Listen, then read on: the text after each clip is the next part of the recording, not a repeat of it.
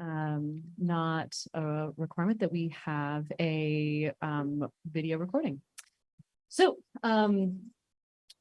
so the first thing is to, well, I guess I'm going to call the meeting to order. So the first thing is just some logistics for this meeting. If you're joining us remotely, if you change your name to your first and last name so I can address you properly, that'd be great. When you speak, if you could start by saying your name and where you live. We are asking folks to keep their comments to 2 minutes or less, and John over here will help us with the time.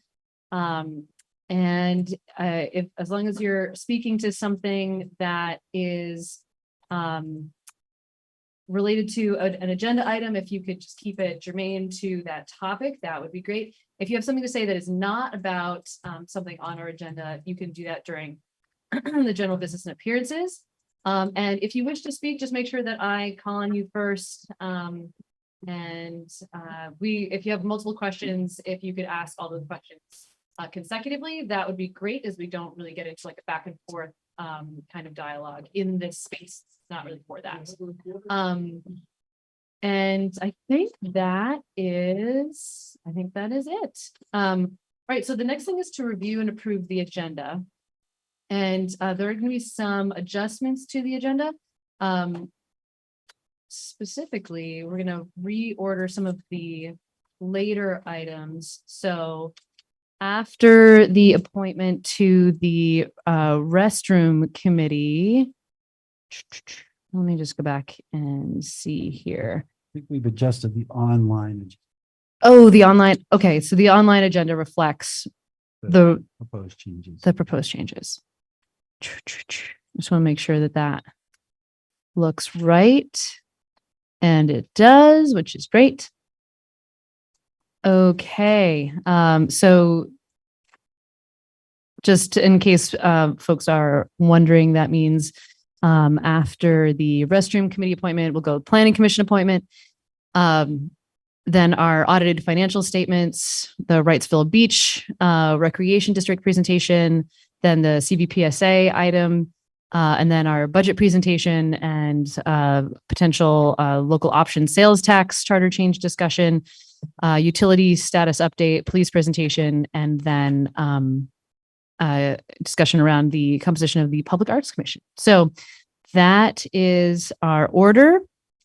Anyone have any information to have it be something other than what I've just mentioned? Okay, so with that, we'll consider the agenda approved. So we're on to general business and appearances. This is an opportunity for any member of the public to address the council on any topic that is otherwise not on our agenda. So if you would like to make a comment, now is the time, and there are multiple people who would like to make a comment. So you can just come up as you are ready, and there'll be a queue probably. I believe you can. Yeah, that's also fine. This makes life easier for me. Let's see, is this Yep. on? Okay. So my name is Tom Mulholland. I live in the Lane Shops in Montpelier. And council members, and is the proper form of address Madam Mayor? It's fine. Because I remember a show on TV, Madam Secretary, so I thought, well, must be appropriate. So I'm part and parcel of agenda item number 15, which has been euphemistically termed composition of the Public Arts Commission.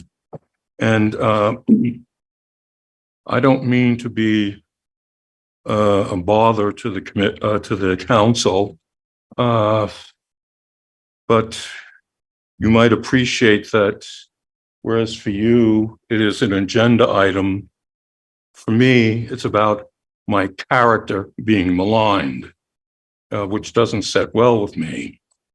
And so I see that it says here the council may wish to enter executive session under 1 VSA 313A 2, 3, and 4. And upon reading that VSA, actually, I think it's the Arts Commission guy. huh? Kelly. Oh. Okay. it says that for a disciplinary or dismissal action against a public officer or employee, I'm not an employee, so I must be a public officer. So this is, a public body may not hold an executive session except to consider one or more of the following. And then so a disciplinary or dismissal action against a public officer or employee, but nothing in this subsection shall be construed to impair the right of such officer or employee to a public hearing. And so I request that this discussion be taken place in the context of a public hearing and not executive session. I read the memorandum that was sent to all the city council members and the mayor. And frankly, it's profoundly flawed. And I feel that if the council goes into executive session and bases their discussion and then subsequent decision upon that memorandum, that a profound injustice is going to be rendered onto me. And so that's my request. And I can say right off the bat, there are some really gross omissions in that report, and also under the thing of like undisputed facts. I mean, within the body itself, you can see that the facts are disputed. Thank you. Thank you. That's up to you. But So we can, it'll be up to the council as to whether or not we go into executive session. And I think doing one does actually not also preclude doing the other. And so that's something that we potentially could discuss there as well. So thank you. And I think we'll take up that discussion when we get to that agenda item. Okay, thank you. There are a number of other folks, so come on up. Yep. So we're going to get to the folks who are with us in person first, and then we'll get to those who have their hands raised digitally. Welcome. Talent. Good evening. My name is Pelin Kohn, and I live at 292 Westwood Drive, Montpelier. excuse me. Can you move closer to the microphone? You really just closer. Closer to me. Just have to be on it so people. Okay, is it better? Should I start again? Okay. Good evening. I am Pelin Kohn. I live at 292 Westwood Drive, Montpelier. I moved here in 2007 from Turkey. It seems very far away, but thanks to technology, I can still see my friends and my family. I have two kids, 16 and 14. They're at Montpelier High School, and I'm dealing with their teenage drama every single day.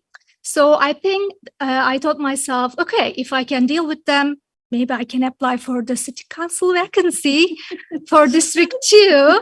I think I am now strong enough to deal with like all different challenges.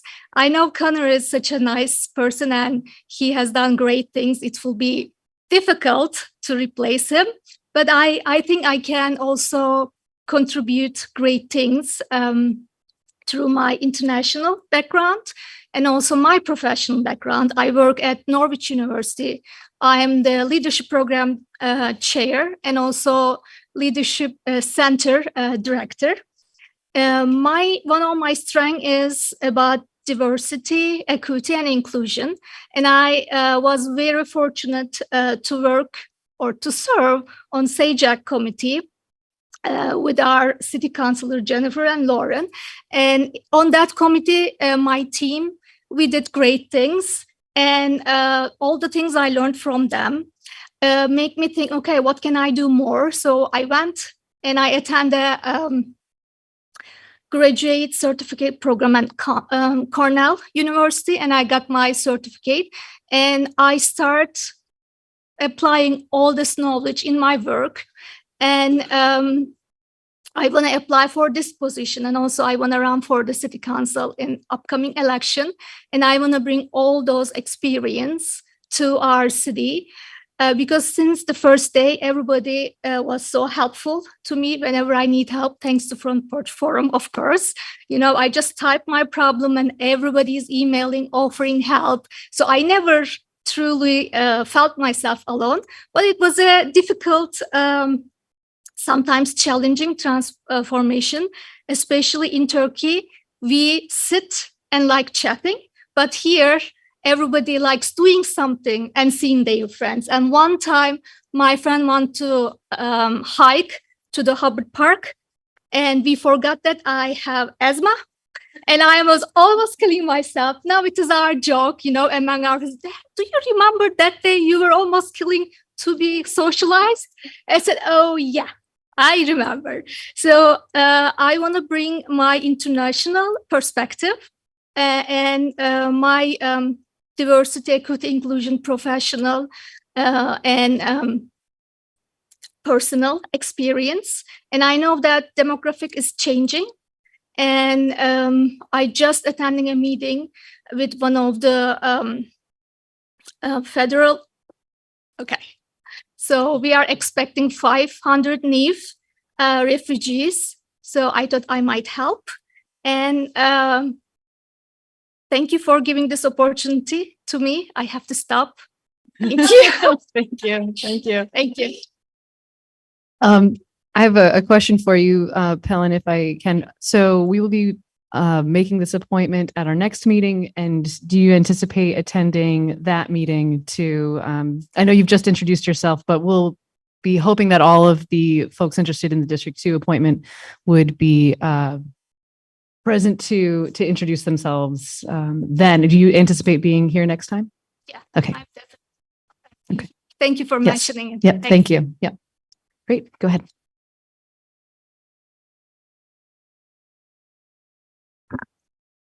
Hi, I'm Sandy Vitztum, 14 Loomis Street. You may have heard from Front Porch Forum that my water reducer, pressure reducer, burst this weekend and caused damage in my tenant's apartment. I was surprised in the consequences, learning that this is actually happening to many houses in Montpelier and possibly businesses as well. And the reducer itself is a small investment, but when it surprises you by blowing, it can cause quite a bit of damage.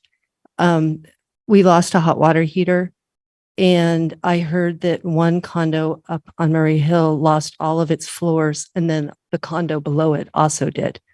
So I understand it's a serious problem, and there's been good coverage in the Bridge in Vermont Digger recently about this.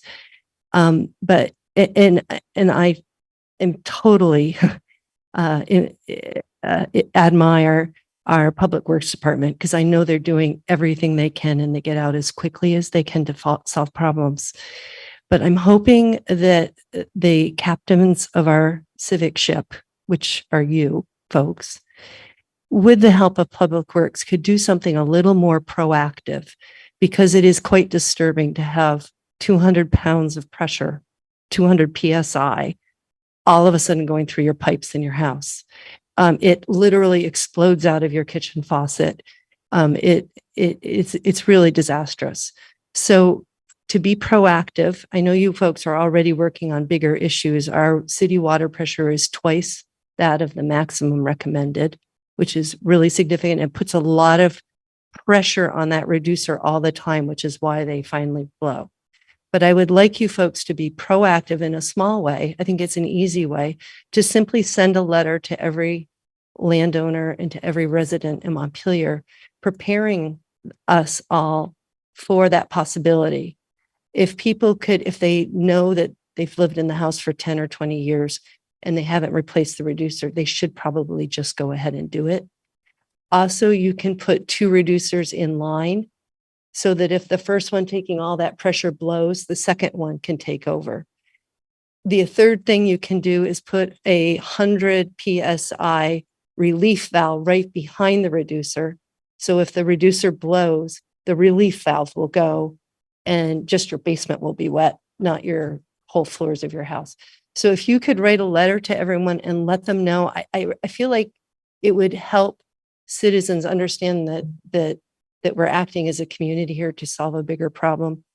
The other thing to do is to let people know the warning signs, which I did not know. All of our toilets started to leak, you know, the little psst sound. That's actually a warning that your reducer's going.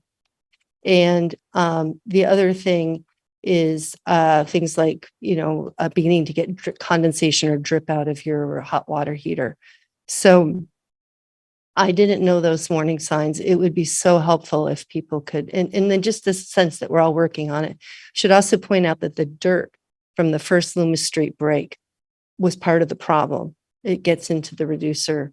So just letting people know, if you've already had one break on your street, you should probably go and check your reducer. Thank you. Thank you. I just want to comment on that. Thank you, Sandy.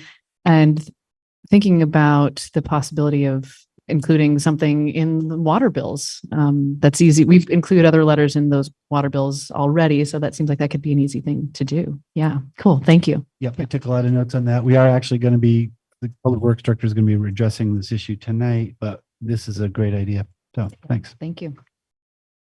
Okay. Good.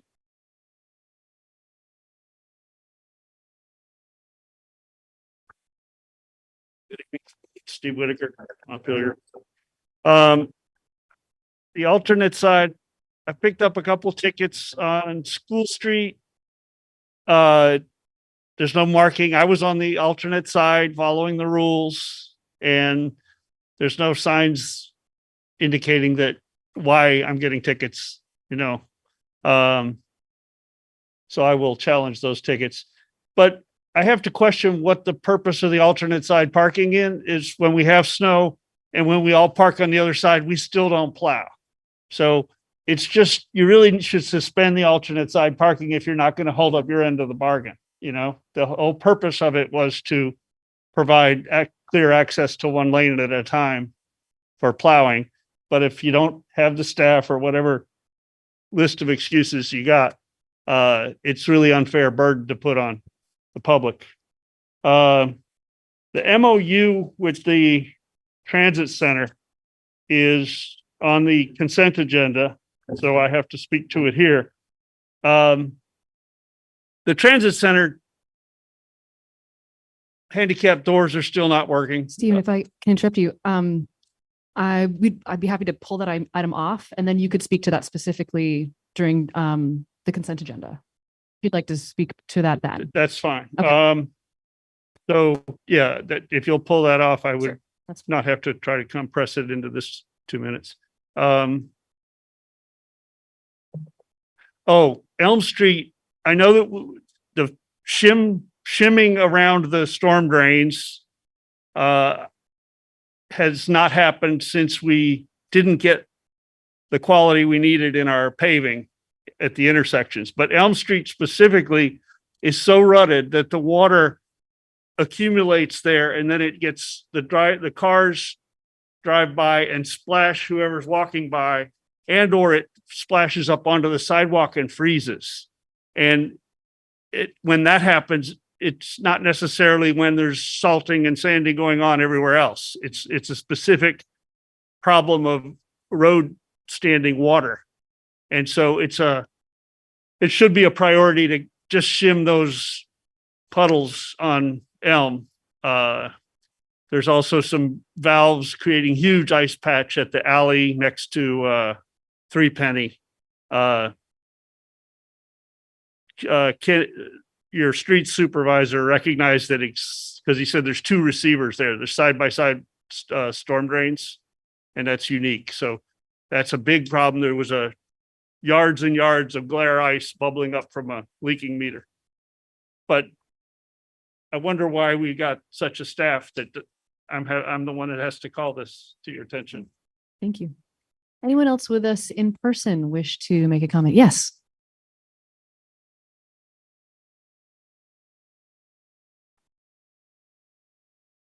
Greetings, folks. I'm Dan Toll from Montpelier, resident here on First Avenue. And I came here tonight for two reasons. The second reason is to just talk very briefly about the task force, the homeless task force project. However, the first topic I wanted to talk about is something very near and dear to my heart. As all of you know, I was part of the Montpelier Police Review Committee. Got the opportunity to work under phenomenal leadership of Alyssa Sharon as the chair, as well as two of our illustrious town leaders, Jack McCullough and Lauren Hurl, fellow committee members, and of course, part of your council. But I'm not here to talk about the committee.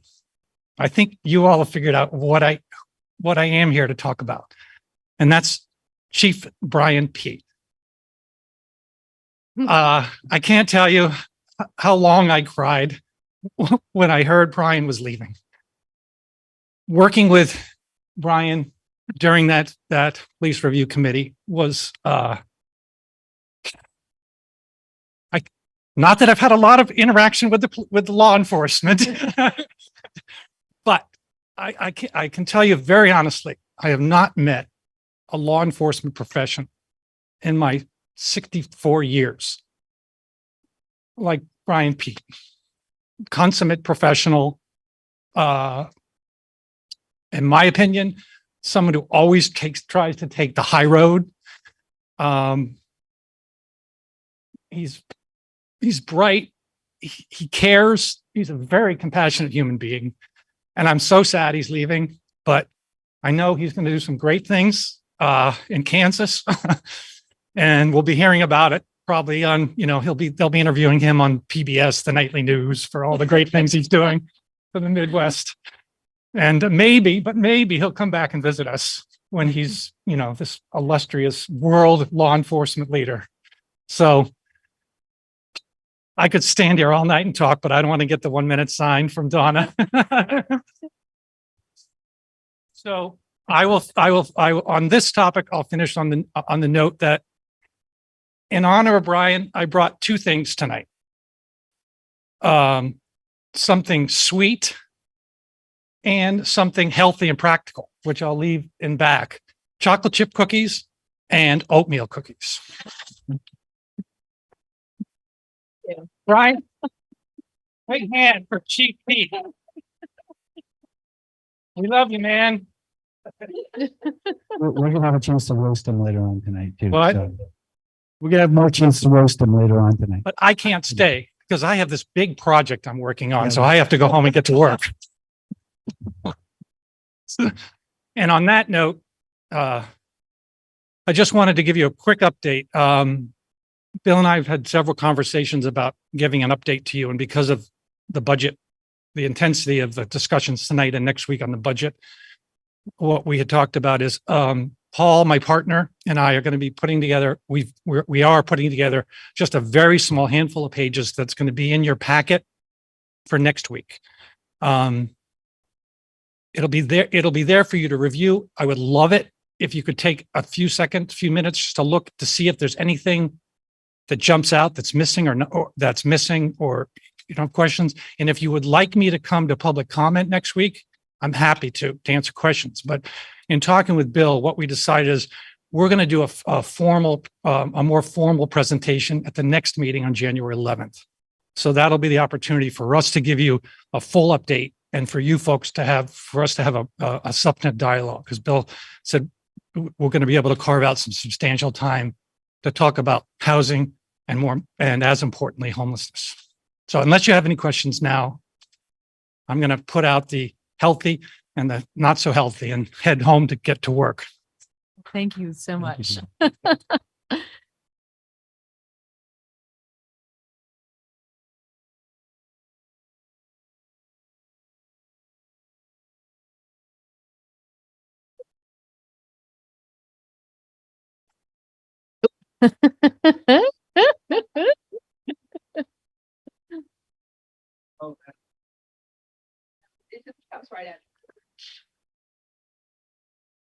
There you go. Zach Hughes, Prospect Street, Montpelier. Two things tonight, and I may come back at another meeting on the other one, depending on how things Excuse me go. for a second, Zach. Steve, could you please go outside, please? Thank you. Sorry about that. All right. So the first item, I'm aware there's going to be appointments on the restroom committee. Did want to just give you all information that Carolyn Redpath and myself were designated by homelessness task force 2 years ago. So I don't know how that plays out anyway, so that's okay. I want to reiterate, because you might hear comments about this from us, but for me, as a citizen, it's important to really work on this restroom thing. I know we've really been working on it, but there's been a couple years delay, but it's really difficult to find a bathroom once in a while sometimes. And I just want to lay that out there. I know we're doing that later. And the other thing I just want to say is that I also want to give my thanks to Chief Pete for all the work and all the work in the Montpelier Police Department and continuing the excellence of the department. And I hardly knew you, Chief Pete, but I will miss you. Look forward to hearing the news exploits out of Kansas. And I'm aware of the joke about sending people to Kansas on the bus. We'll try not to do that. Thank you. Thank you, Zach. Anyone else with us in person wish to make a comment? Okay. All right, so we're going to go to folks who are with us digitally, and we'll start with Ken Russell. Go ahead. Hey, good evening, everybody. My name's Ken Russell. I live outside the environs of Montpelier, east of Montpelier, called East Montpelier. Thank you for letting me serve on your task force, the homelessness task force. I come tonight because our task force has wanted me to carry a message of urgency on the restroom committee work and the restroom work. And we've twice now passed a resolution this fall. And, we're all friends here, and we're also working to get some stuff done. So appreciate Bill's good work on the committee. And there are some logistical challenges in making this happen, but we are aware that this has been lingering for a long time, and we want to express a strong sense of urgency at the highest levels in the city for getting this done. So those are my remarks. Thank you, Ken. We'll next go to Phil Dodd. Go ahead. Good evening. Good to see you, and thank you for having this Zoom option available. I had comments in 3 areas. The first is about the Confluence Park. I read last week that estimates for building Confluence Park had doubled to $2 million, and Bill Frazier told me today the estimates are now as high as $3 million. I would urge the council to put the project on the shelf or cancel it. That's a lot of money for a tiny park, and its location means it would probably continue to be a hangout for the unhoused and little used by the public. There are probably better uses for the money. Next, I found the recent VT Digger articles about the water system and its high pressure eye-opening and concerning. Having a water main break every other week on average is too often, and I have to think that the number of breaks will increase over the 50-year pipe replacement plan. Since the articles came out, I've had several people tell me they have had to recently replace the water pressure reducer in their house. One neighbor said the device cost him $200 plus $150 for a plumber. This is a burden on residents. My suggestion is that the council consider appointing a citizen committee to study the complex issue and report back. The committee could talk to city staff, state regulators, experts, plumbers, and citizens. The more eyes we have on this, the better, in my opinion. My final comment is about the local options sales tax, which I see is on the agenda. I was a strong proponent of the local option rooms and meals tax because it's a way for non-residents to help pay for our city services. But I'm not so sure about the local option sales tax. It has been turned down by voters 2 or 3 times already. It could adversely affect local merchants who are still suffering the effects of the pandemic, since state workers have not returned to Montpelier in a big way. And it is worth remembering that it would apply to anything delivered here. That means furniture purchased in Berlin and delivered here would have the 1% tax added. The tax would also be added to online purchases at sites like Amazon. given the number of delivery trucks I see in Montpelier, it seems likely that most of the revenue would come from residents, not non-residents. That's all I have. Thank you. Thank you, Phil. All right, Carolyn Ridpath, go ahead. Carolyn Ridpath, and I live in Montpelier. And I have been on the bathroom committee since its inception, along with Zach. And in the course of that relationship, numerous people have come to me, and I've read in Front Page Forum numerous concerns about bathroom facilities for a variety of different people in town, not just the homeless.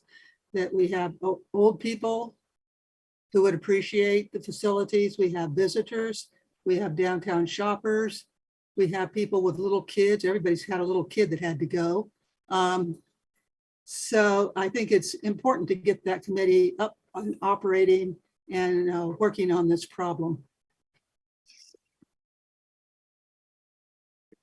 Thank you. Peter Kelman, go ahead.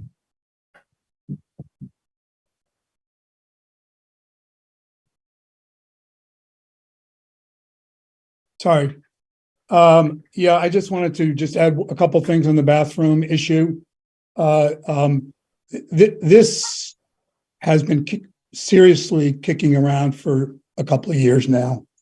And I know how hard it is to get a committee up and running because I've been on several of them.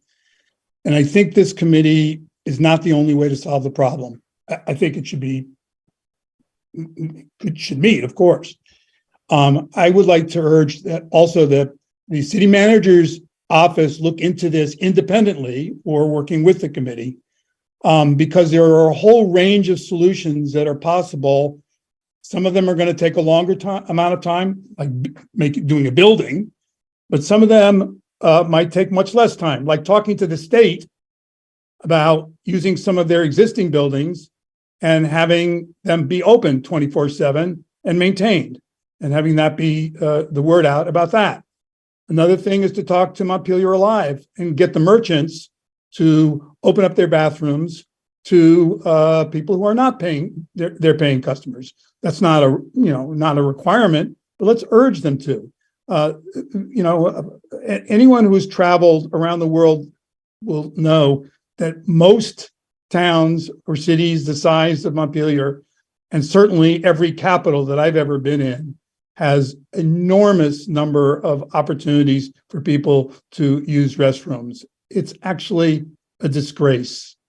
And I don't think we need to wait for a committee to make recommendations, although, again, I value that. And Bill, I really think it is within your power to push ahead.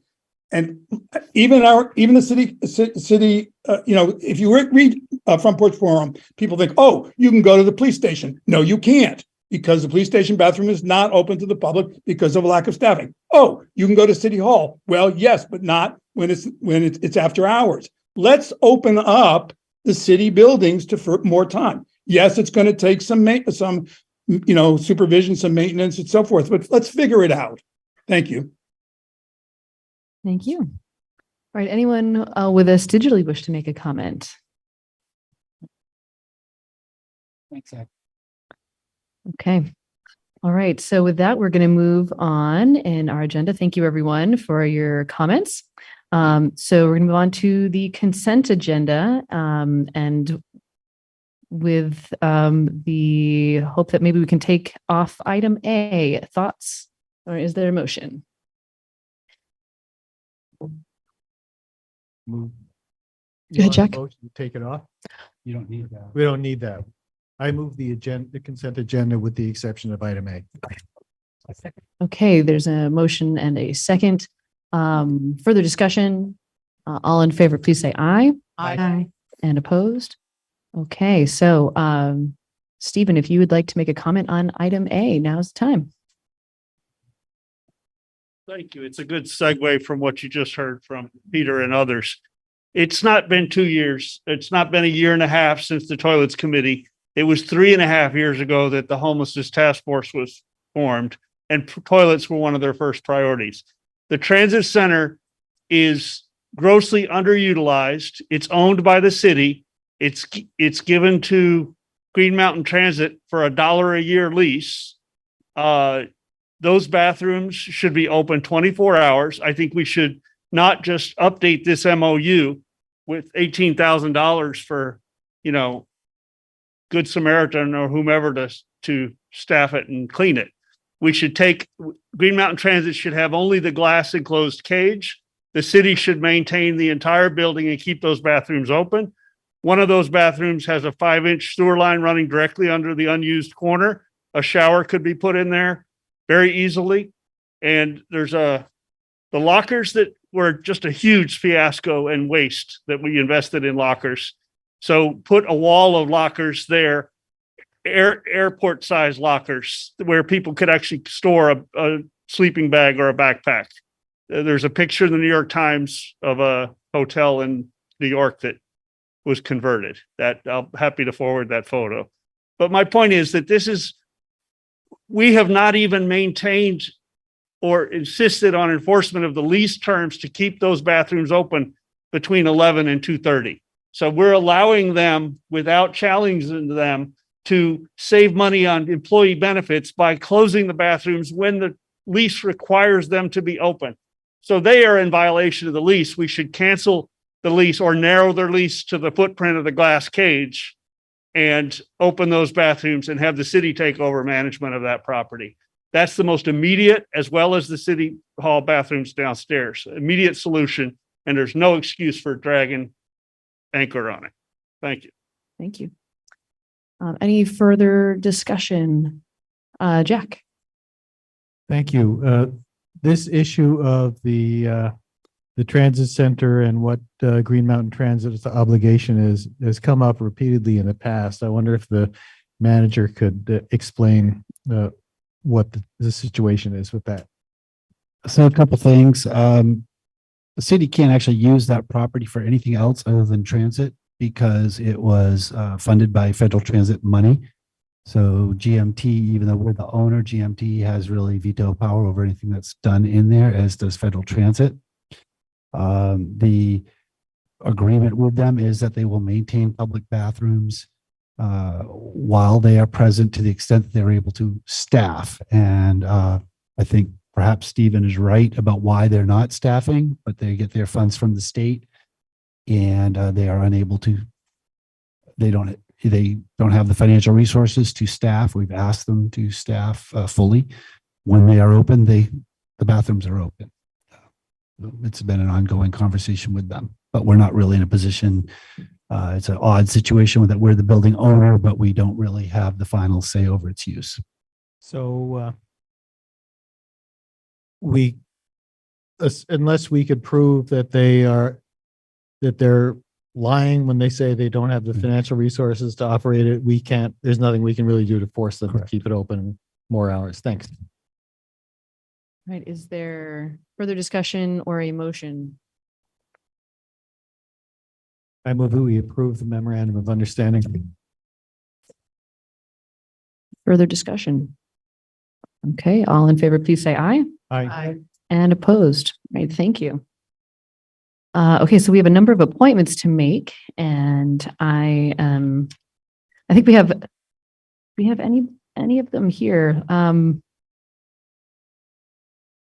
What I'd like to do is, if any of the folks who are here for an appointment would come up and introduce themselves, that would be great. So Elaine Ball. I don't see Elaine Ball with us in person. Not sure about digitally. Okay, so Lucinda McLeod, you here? Okay, how about Mary Alice Bisbee? I don't see Mary Alice. Kim Ward. Nope. Jennifer Brown. Okay, and Maria Arsenlis. Okay, all right, so we could go into executive session. We don't have to, but thoughts on appointments. I move that we enter executive session to discuss the appointment of a public officer or employee on all three of those items pursuant to 1 VSA section 313A3. And to be clear, we're going to be discussing all of those appointments. Yes. Okay. Okay, so there's a motion and a second. Peter Kelman, go ahead. Yeah, I'd just like to make an observation that the city council needs to make clearer to appoint or the city manager to people who are applying for committees that it would be a good thing for them to show up at a meeting and to present themselves, unless you don't want them to. Look at this. Nobody showed up because it's not clear in the entire process. If you go to the website and see what's involved in applying for a committee, fill out this form, period. If that's really what you want, okay. But if you want people to show up and talk, we need to do more to let them know that they should do that. And I think they should. Thank you. Yeah. Okay. Thank you. And any further discussion? Okay. All in favor, please say aye. Aye. And opposed. Okay. We will be right back.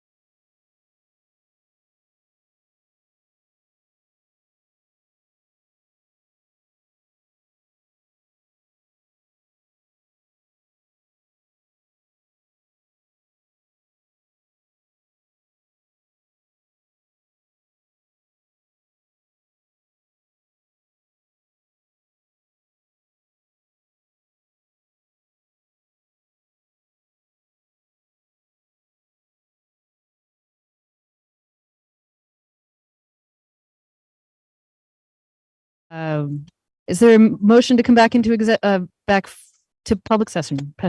Yes, whatever. To come out of executive session. Okay. All in favor, please say aye. Aye. And opposed. Okay. Is there a motion regarding appointments? Jack?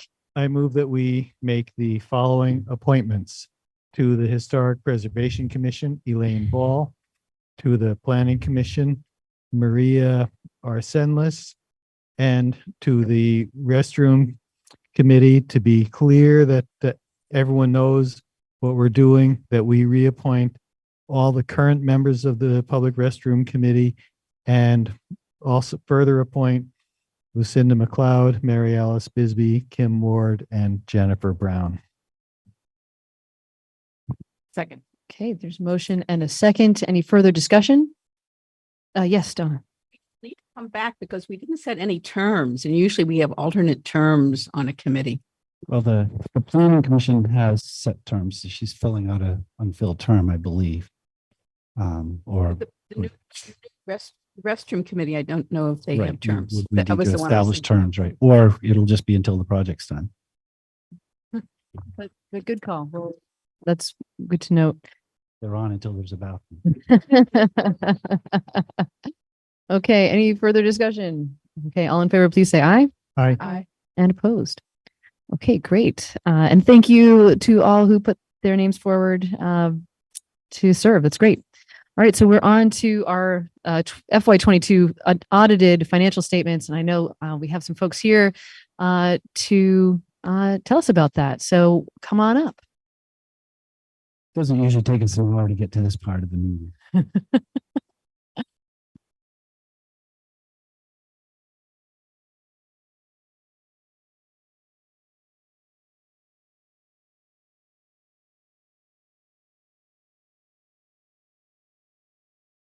Oh, excuse me. Welcome. Yeah. Okay. Do you have a presentation? It's gonna, okay. I may move so that. See if I can see. Oh, it's bedtime. I can talk.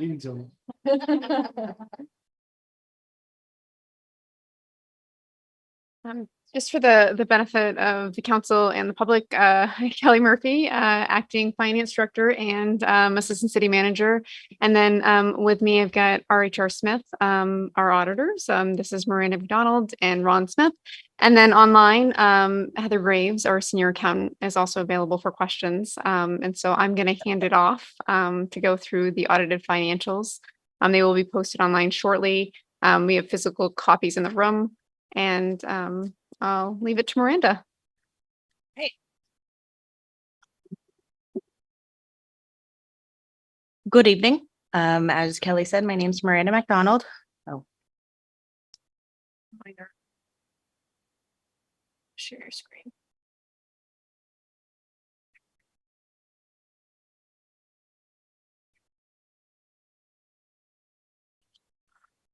Technology. Well, we just completed our audit, and for your purposes, on page 1, there's a letter and it gives our opinion. And in our opinion, the financial statements present fairly in all material respects. So this is an unmodified opinion from old language.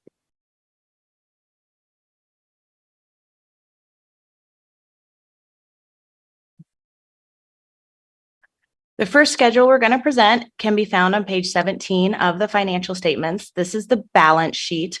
Most people look at, you see the first column is your general fund, and you look at your fund balance. So for your general fund, your unassigned fund balance for FY22 is just a little over $2 million.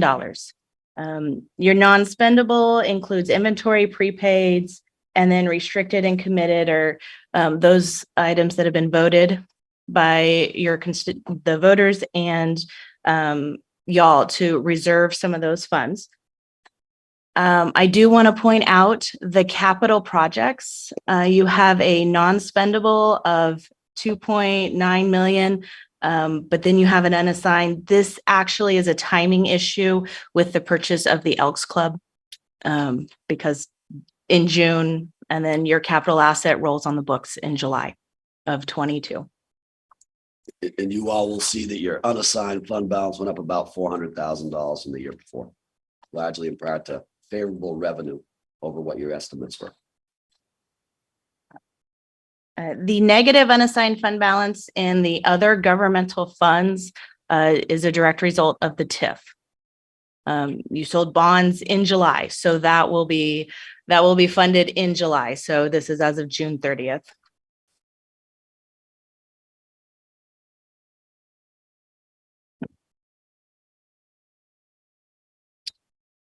Scrolling to the next page, we just wanted to show you a yearly comparison of your fund balances. As you can see, the green color is your unassigned fund balance. And you have a policy that your goal is to have at least 15% of your budgeted expenditures. And it looks like you are budgeting and moving towards that direction.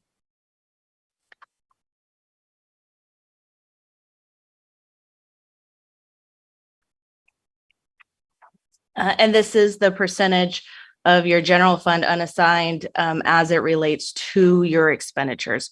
So like we said, it's going up. FY20, we have to remember that was COVID. Like we can't forget that.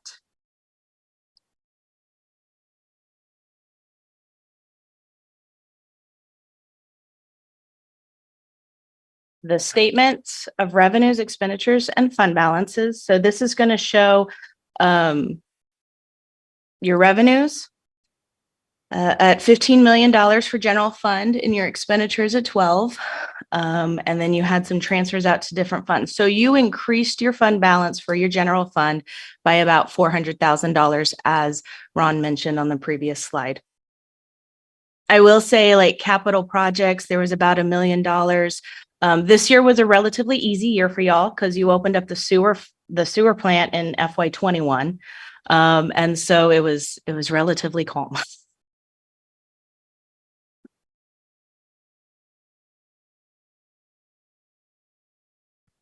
So this is just a pie chart, puts it in perspective. For your revenues, about 75% of your revenue is through taxes. Intergovernmental is about 10%. That's going to be grants. And then charges for services. So your ambulance, police charges, some of those reimbursements that you have coming back. And then your expenditures, almost 50% is public safety, police, fire, general government is the 21%. That's going to be the city manager, finance, and then public works is streets and fleet operations as well.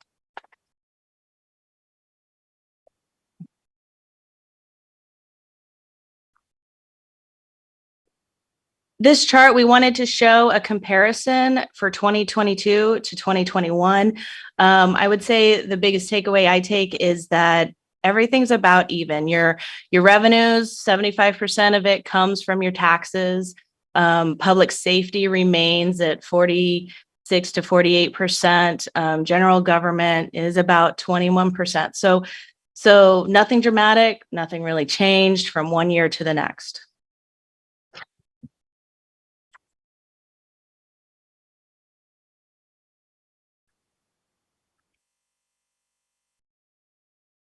So then we get to your proprietary funds. So this is going to be your water, sewer, parking, and district heat. What we're going to show in your fixed assets, like I said, it was a relatively calm year. You only put about $500,000 of infrastructure for water fund and sewer fund. The parking and the district heat remained relatively flat. And I would say just the one comment about your heat fund is it's still in a deficit situation of a little over $300,000, which is actually, I think, an improvement over last year, correct? Correct. As we look at this slide, you can see your net positions. The water and sewer both increased. Water by about 400,000. The sewer fund increased about 150,000. Your district heat. So while your overall net position for your district heat did decrease, your unrestricted actually improved about $60,000 from last year to this year.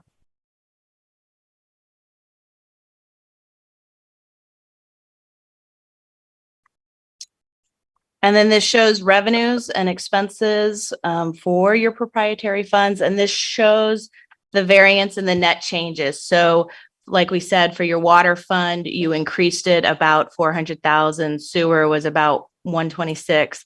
Parking, last year, you actually zeroed out the fund balance and made it zero. And this year you actually improved it by $200,000 for your net position. And then you can see the district heat decreased your net position by $150,000.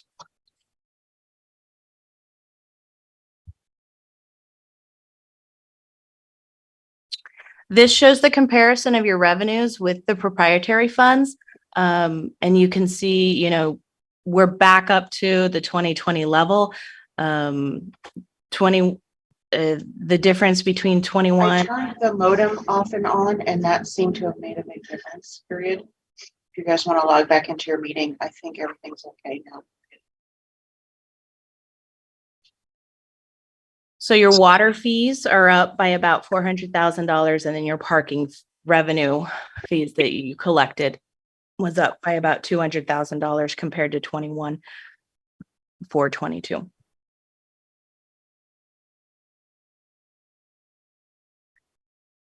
And then the expenditure side of it, you can see in 21, it was high. In 22, it has decreased. Part of that is $400,000 in the sewer fund in supplies and treatment. And, you know, you opened up your sewer fund in 21, so that should have decreased some of your expenses in 22. And then your parking was down in the parking enforcement.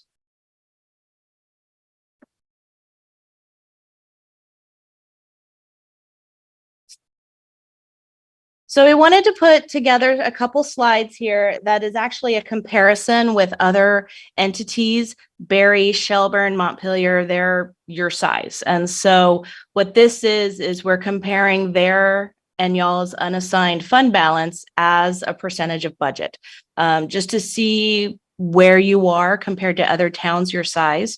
We did throw in South Burlington because right now they're also in an investment in, or they're investing in their infrastructure during this time. And we know that that is a discussion that y'all are having, especially with your proprietary funds. So we wanted to throw South Burlington in there. For fund balances, y'all have you want a minimum of unassigned equal to at least 15%. South Burlington they have a minimum of 1 month, which is about 8.33%, but their target is 2 months, which is about 16%, which is right in line with y'all. And then we couldn't find one for Shelburne or Barry. I do want to point out Barry Town, you know, in 2019 and 2020, they actually had a negative unassigned fund balance. You know, where y'all have actually been pretty steady and you're working to improve that to make sure you have your 15%. We always refer to in our profession as 15% as a sweet spot, 60 days, 2 months. Am I right that from one of those previous bar charts that we're actually right at 16% now? So we're actually right where you want to be. to the good, yeah. Right where you want to be. And we put some comparisons on here, and I don't want you to think, here's what I always say, stay true to you. You know, don't compare yourself to other municipalities. You know, we talk about South Burlington or Shelburne or Barry. You know, they have other things too, you know, between reserve accounts, conscientious funding that they put aside, some other local tax, option taxes that they all have there. Stay true to who Montpelier is, though. And one of the things that I think, you know, that you'll see, you know, one of the common ground things that you'll see is infrastructure, as Miranda said. There is a lot of infrastructure investment going on in the world of government.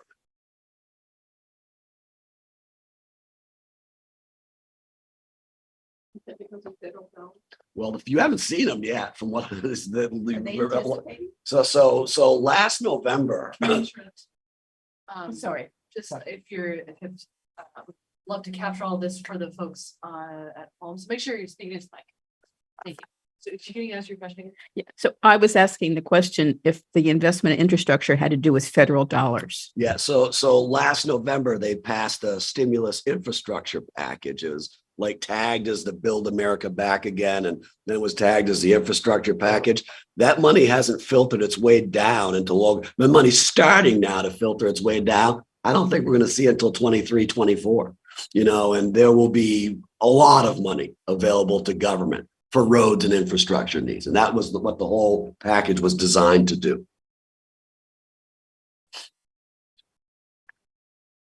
And then in our last slide, we're comparing the debt that you have per capita. And then we compared it to these other communities. So I would say Barry, Shelburne, Montpelier, you're all right at the same size, and you're right at the same level of debt compared to these other entities. South Burlington, they're 2.5 times your size, but they still have a larger debt per capita. Like we said, they are investing right now in their infrastructure and they have a TIF. They have some other stuff that's going on as well with that. That's the highlights. That's what we got. Are there any questions? I appreciate the glance at the comparison. I mean, you got to take it for what it is, but it's helpful. Thank you. Yeah. Absolutely. Yeah, we try to. And I think the biggest thing that I take away from that is I still maintain state of who you are. I just want to come back to something that Jack highlighted. So we are meeting our fund balance policy right now. Correct. Oh my gosh. It's like the first time since I've been on the council for like 10 years. Whew. Wow. Yeah, I guess so. Well, that's great. Thank you so much. Thank you. And I want to thank Kelly and Heather and Todd for their work in the finance office. So it's always a pleasure to come here and work with them. And I want to thank Miranda because I can't talk. So Thank you. thank you all. All right. Thanks. You may.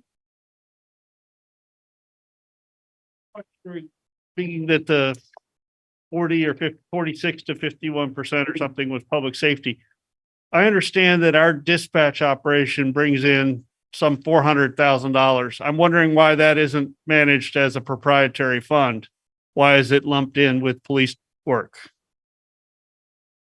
It's been a general fund. It costs about $1 million to run. It's an offset to the dispatching. Sure. Yeah. So proprietary funds, self-sufficient, supposed to be paid by the services they generate, and certainly public safety wouldn't even begin to hit that target for any municipality. So Thank you. Okay, thanks. thank you all. Yeah. All right. So we are on to the Wrightsville Beach Recreation District presentation, and I believe we have some folks here from. Just one second. Yes. I just want to thank finance staff. I certainly thank the R&R for their report, but also Kelly, who's been under double duty here for some time. Heather. So I'm saying nice things about city staff, Steve, so you don't have to listen. I'd like to compliment finance staff, Heather, Kelly in particular has been doing double duty, Heather, all of them, Tanya, Serena, I'm going to miss somebody, I'm sure, Crystal now, the folks that have worked there. Once again, we've had a clean audit with no exceptions and no comments, and that is not the norm for municipalities. I'm sure they would tell you that. And it has been our norm for quite some time. So they take this work very seriously, and they do a really great job. So thank you to all the folks in our finance. Yes, I agree. Thank you. Well done. Don't forget that. Yeah, it's a big deal. Please pass on our gratitude, Kelly. Yes. And welcome. Oh, yes. Mm-hmm. Yes. All right. Well, I'll start. Good evening. Good evening, Mayor Watson. My name's Colin O'Neill. I'm the manager of the Wrightsville Beach Recreation District. Been so for about 21 years. To my right is John Copons. He's one of the two Montpelier board representatives. He was the treasurer up until recently. Dan Courier, he's also a board representative, and he is the current treasurer. So I did send a handout in last week. I don't know if It was disseminated to Yes. all of you. Yeah. First of all, I want to apologize because I had intended on having it be one page, It's okay. but I got a little wordy. No, I think there was a lot of detail that I really wanted to get in there for you. The three other towns, they did only get a one pager though. And have you all had a chance to familiarize yourself with the information here? So yeah, we're here. I'll jump right to the chase here. We're here to seek an increase in the cap of the per capita that we assess all 4 of the district member towns. Currently, it's capped at $1.50, and we would like to increase that cap to $4. It's not that we're looking to jump to actually assess $4. Our intention is to assess $2.50 for Wrightsville's 2023 fiscal year, Montpelier's 2024 fiscal year. And then the plan stabilizes that assessment at $2.50 for a number of years. Any questions at this point? So if I understand correctly, Montpelier's portion would go from $12,000 to about $20,000? Correct. Okay. Yes, it would be an increase of about $8,074.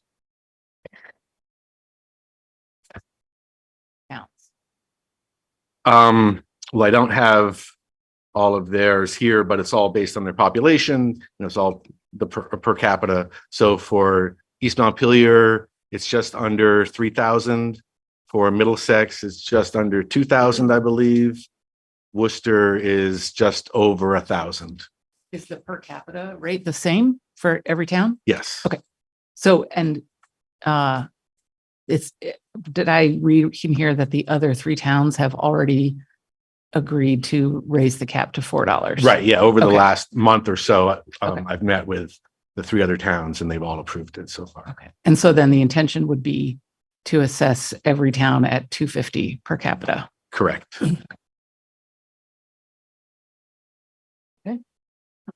Any other questions for these folks at this point? Okay, so thank you. I just want to speak to a little bit of the process from here. So because this is a item that is usually in our budget, and we're going to take up first run at the budget this evening. We're going to include this as a part of our discussion together with all the other pieces as a whole. Does that make sense? Sure. Okay. Does that sound okay with you all? I mean, my thought is that we probably wouldn't be making a decision right now, but have the decision to include it in the budget with the rest of the budget discussion. Sound okay? Okay, and I realize that means that you don't get to, like it's not done right now, but I think it makes sense to do it all together. That's fine. Would you like me to stay for that discussion? Well, so there's going to be a couple of opportunities at least to have input on this. So if we come up with questions or objections even, or, actually I sort of assume that if people had questions or concerns, maybe they'd raise them now. But otherwise, I think we would have time between now and the next meeting to get in touch with you to ask questions if we had any. You're always welcome to stay, of course, but You don't have to. I'm getting hungry. May I ask? Yeah. Dan Courier, the timing for the Wrightsville budget is to try to approve it in December. So I absolutely understand the council's wanting to loop it into your own budget discussions. That makes sense. With our budget, because we're in a calendar year, we're trying to do it a little earlier than that. But what is your time frame? Like, is it January that you'll have the final approval? Well, so that's a good question. So I'm jumping ahead a little bit, but talking about the budget, what I would like for us to do, and this is sort of a discussion we have to have as a council, but what I would like to see us do is to really get into some meat of it tonight and then be making some decisions at our next meeting at the 21st. And if we can come out of the 21st with a budget that we're ready to take comments on, then we can move forward with the budget hearings in January. But then, of course, our process goes from there. It has to be approved by, like, there is still an opportunity to make changes in January, of course. And then we wouldn't know if it was approved until March, but that would be normal anyway. Like, that's what we would have done, I suppose, in any previous year. But theoretically, we could have an answer for our purposes, generally by the end of December. Thank you. Okay. Yes. Just one more comment. Yeah. So we just finished our 37th season at Wrightsville, and this is only the second time that we've come to the towns asking for an increase in that cap. We are very frugal.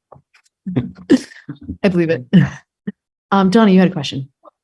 From John and Dan, who's our reps, some opinion and some influence. What would you like us to do and why? I mean, the letter is very factual, but I would just like an assessment from you two. Yeah, we wouldn't be here, right? We as a Wrightsville Beach board certainly approve this step of approaching all the towns, and us being here is a representation that we do feel that these, as Colin alluded to, we try to be very frugal as a board. We're really proud of the resource we have at Wrightsville. It's a treasure. It gets great utilization. And this approval of this increase in the per capita, I think, really sets us on a solid footing moving forward.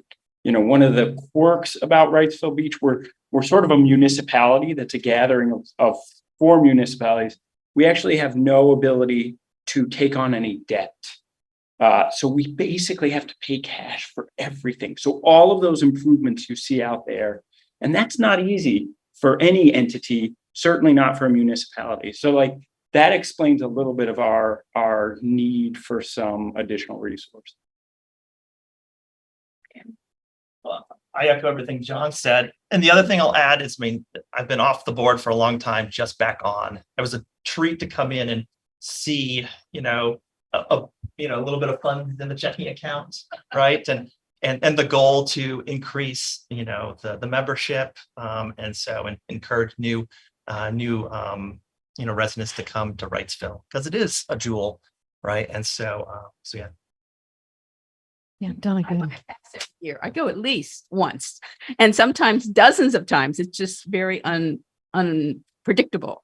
But I have seen the improvements, and I do enjoy it. I'm not sure enough Montpelierites know what a treasure it is. So we need to do some enticements to get more out there. No, Donna, we need to keep it a secret. Everybody that uses it just needs to buy a membership. It used to be a complete secret. So I've run it for 21 years. When I started, it was a complete secret, and it was a pit.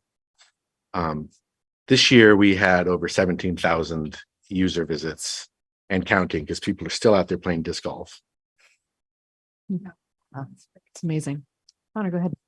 This golf hole 6, those movements. A lot of constituents asking, if that's going to be moved back to the original position. We can talk about that. Well, that was a shift we made prepping for COVID, and it ain't going back. Sorry, you got to up your game.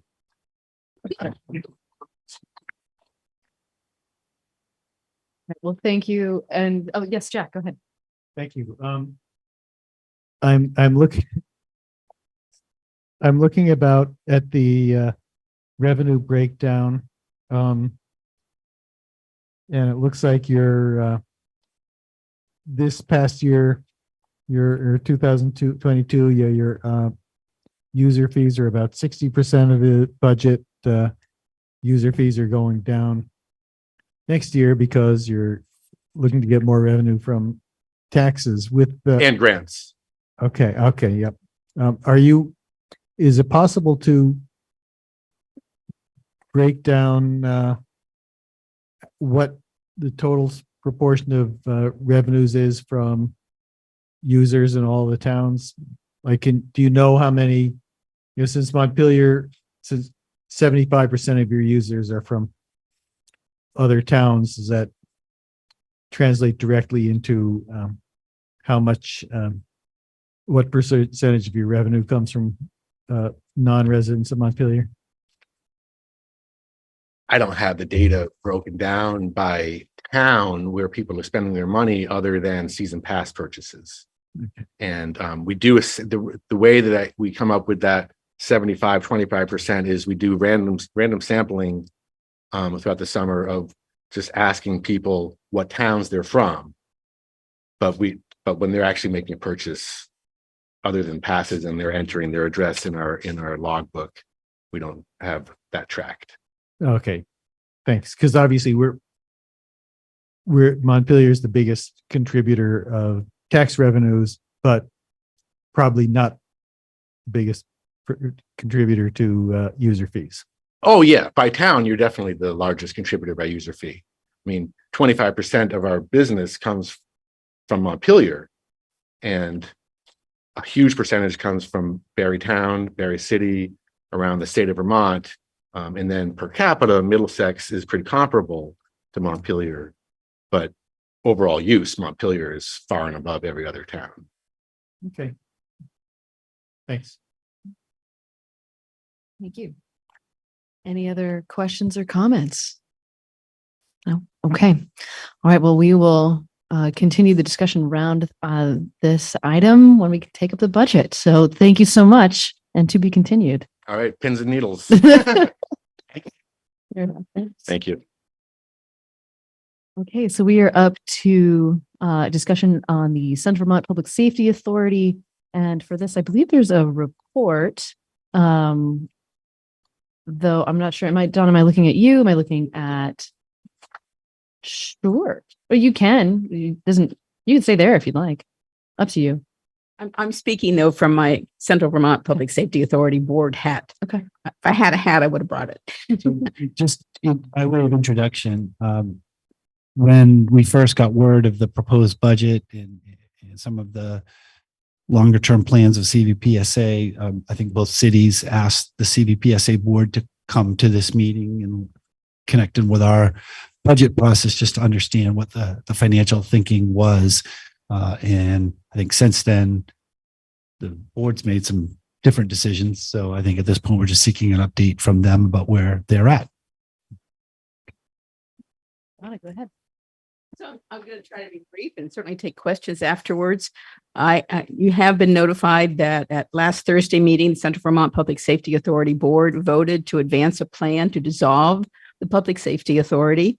It also voted to not request any funds this March at town meeting, and it will hold its published annual meeting next Monday, December 19th at 7 p.m. remotely.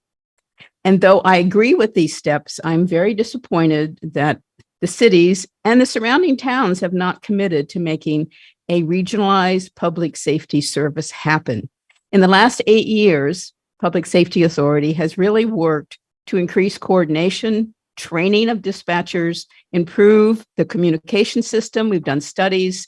We have really felt we have nurtured the environment that has improved public safety in Central Vermont.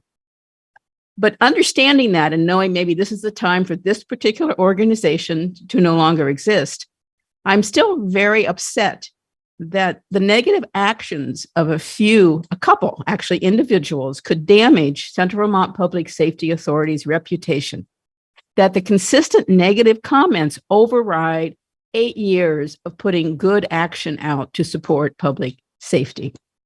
And so I really want people to know that the board itself is pleased with all the support we've gotten from the city staff, the public safety individuals, the city managers, the councils have been very accessible.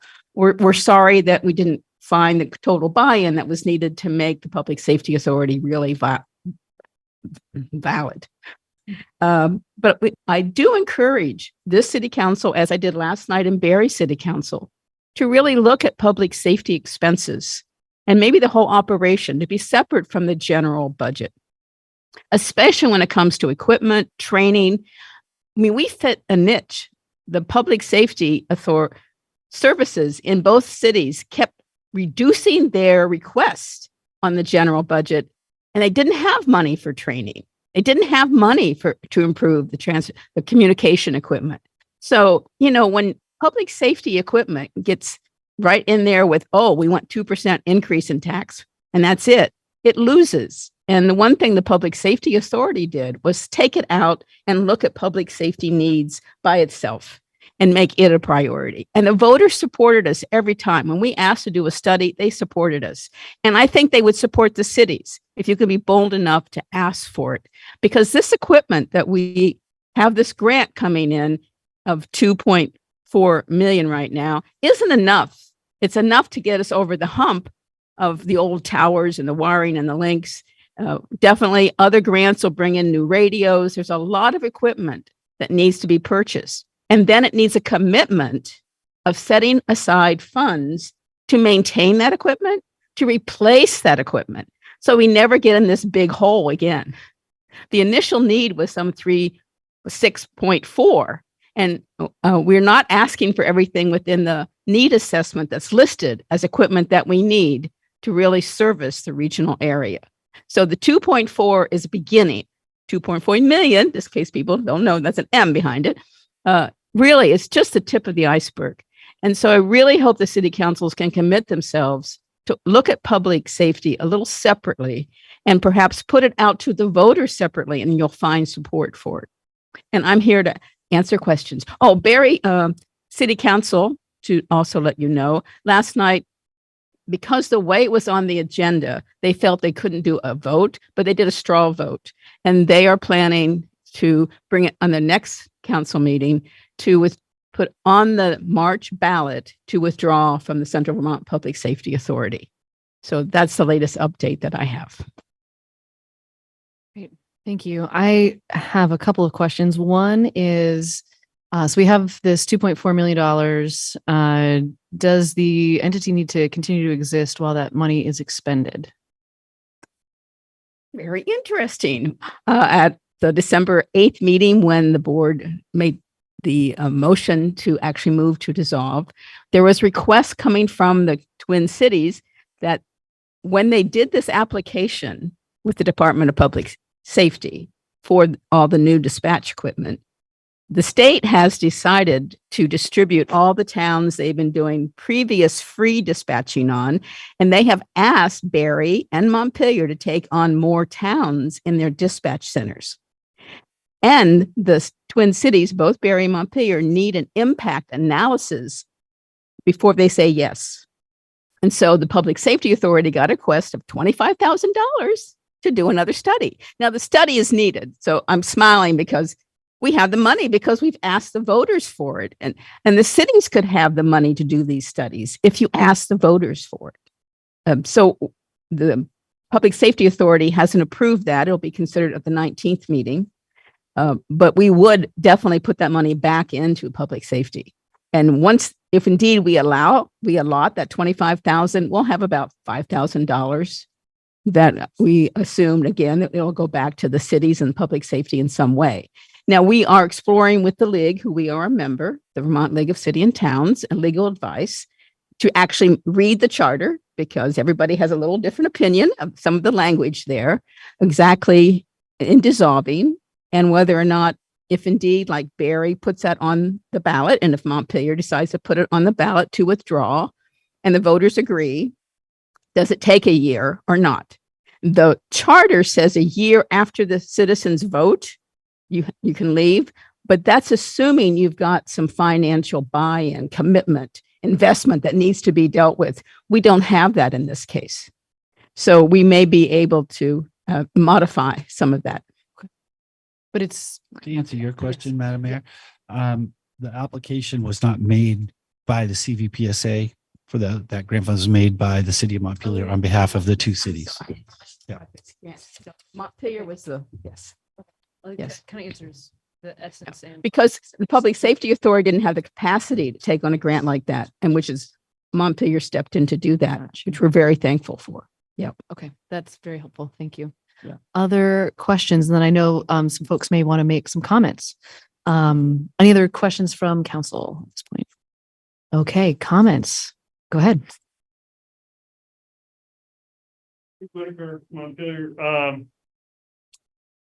People get crazy when there's big money in the trough. So it's important to note this money, the 2.4 million that you're referring to, the city applied for 3.6. It's not a sure thing by any stretch. It's conditioned upon meeting a governance requirement that there's a lot of wishful thinking going on. The city has convened, the managers and chiefs have convened this quote, you've heard Twin Cities group. That's operating outside of public records, open meeting law. And it is not meeting the threshold of governance of the served towns. So it may be that CVPSA is the vehicle by which we can be eligible for these funds. But even so, these funds, the 2.4 million, is only about half what the system is projected to cost. And there's no plan, there's no documents of where the other 2.4 million is going to come from or the increased operating costs. And the towns that are currently served, there's 18, 22 of them, something around there, that are currently served by Montpelier Dispatch have not been made aware or have an opportunity to weigh in on whether or not they want to sign contracts for unknown escalating rates. So this thing is a house of cards. It's been sabotaged from within the board. The interpretation of the current chair that we don't have to adhere to the charter. The charter is law. The charter says you will have an executive director, you will have an audit, you will record your meetings. The charter doesn't say that, but state law says that when they're virtual only. And all of those laws are disregarded by this chair. And in fact, I had asked for, I believe you've been misled about what happened at the meeting. One of the people explicitly stated that he voted in the affirmative specifically for the purpose of reserving the right to move to reconsider. Okay. And unfortunately, due to the fact that the chair of CVPSA has refused, this is not a 2-minute, 1-minute thing. The chair refuses to record the meetings. Therefore, I have been unable to get a recording in time to provide transcripts of Jim Ward from Barry, Doug Hoyt, and others that have real reservations about disbanding it, especially at this critical time where we're on the potential of accessing some substantial money from both the general fund and federal funds. So the problem here is that there's no expertise. Fred Cummings moved on to wherever he went. There's no expertise in the fire service or the police of radio expertise. We're totally dependent upon vendors. And the analogy I would use is we wouldn't expect the meter maids to do street engineering, right? They walk the streets and write tickets, but we don't expect them to do the street engineering. We don't expect the firemen, probably the highest users of water, to engineer the water mains. Here's a problem of a non-engineered multi-million-dollar system that is being co-opted without proper governance. And Central Vermont Public Safety Authority was formed to be that governance.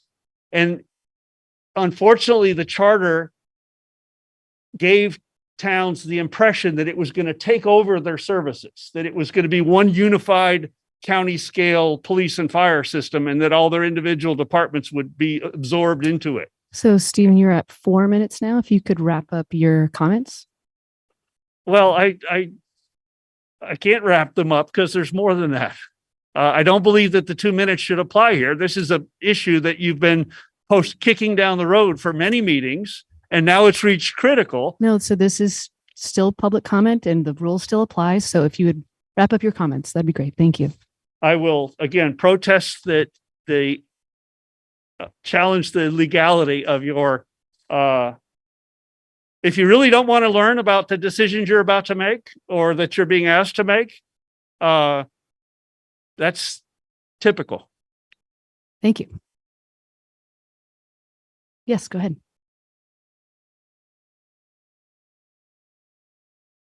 Kim Cheney here. I live in Town Street, Montpelier.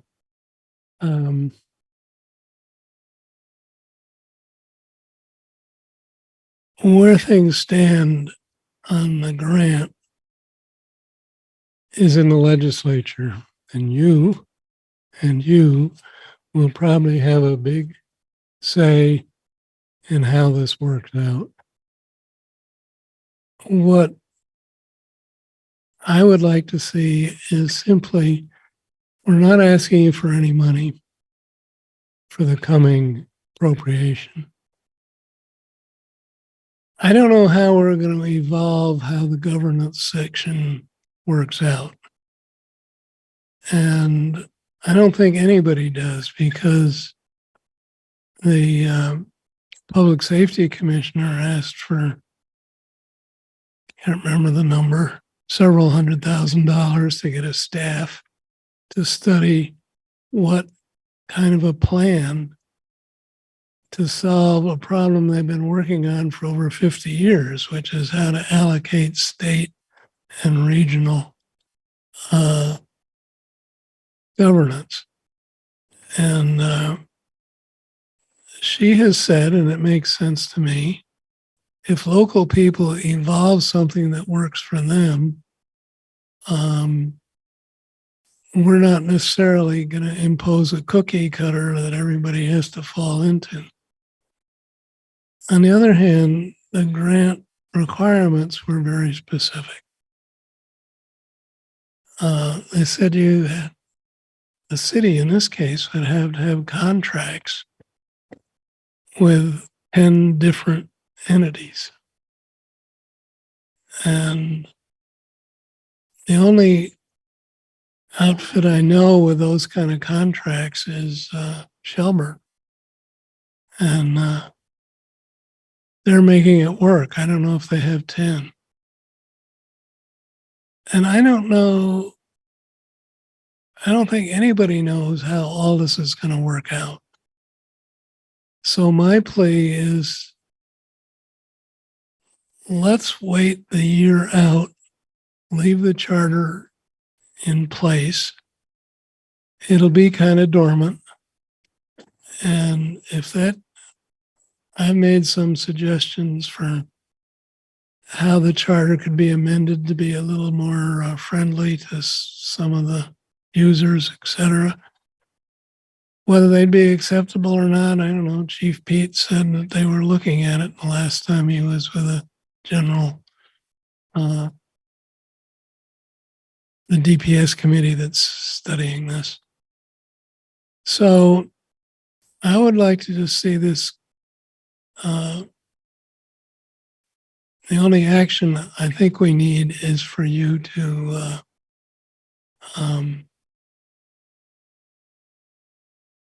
approve. You've heard the budget. The budget will come out, it'll be zero. And I should add, I don't think there's enough votes for dissolution. But I don't know. I was surprised last time, so I never know how they're going to come out.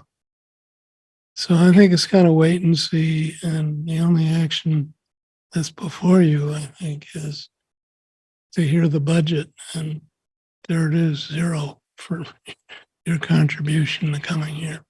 Thank you. Thank you. Anyone else in person?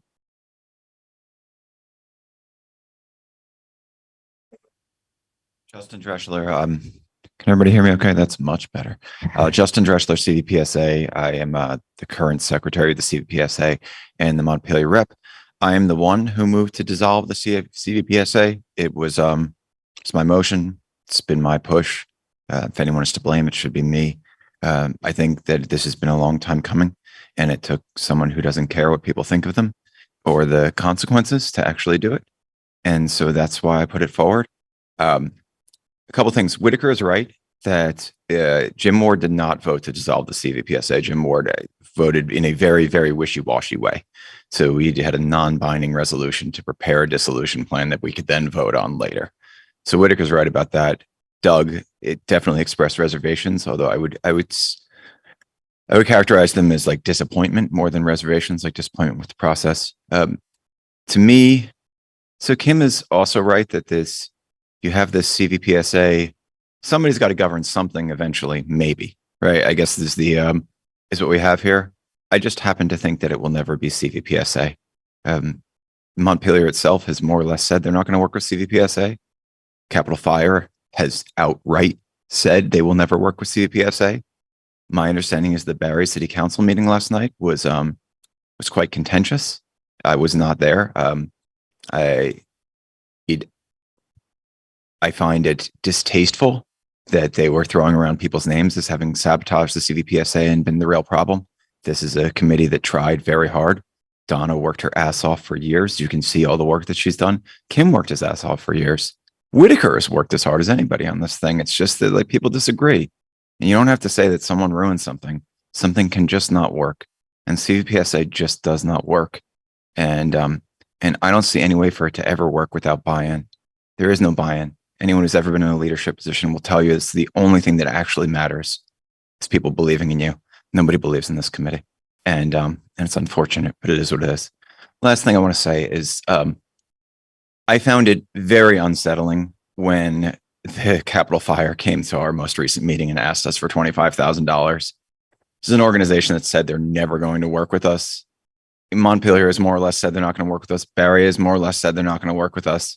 I can understand why that drives Whitaker absolutely fucking nuts and why he refers to CVPSA as the piggy bank. Excuse me, absolutely effing nuts. I apologize. Why Whitaker refers to CVPSA as the piggy bank for these towns? Because it certainly feels like that. When an organization tells you that you're no good and then they come to ask for your money because they don't have it. That said, it's really important money. It's really important work. It needs to be done. That's all I have to say. Thank you. Thank you.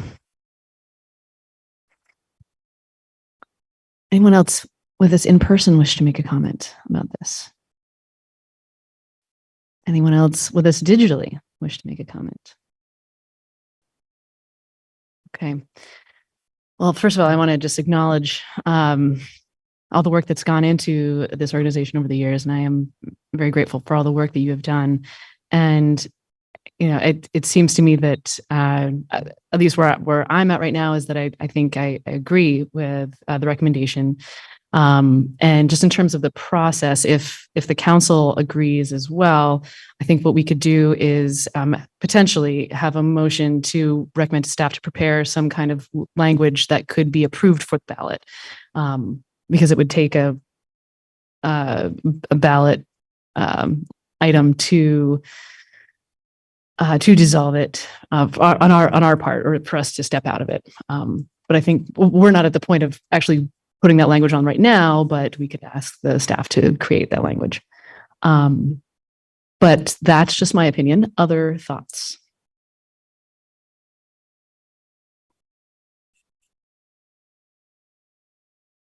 Yeah, go ahead, Lauren.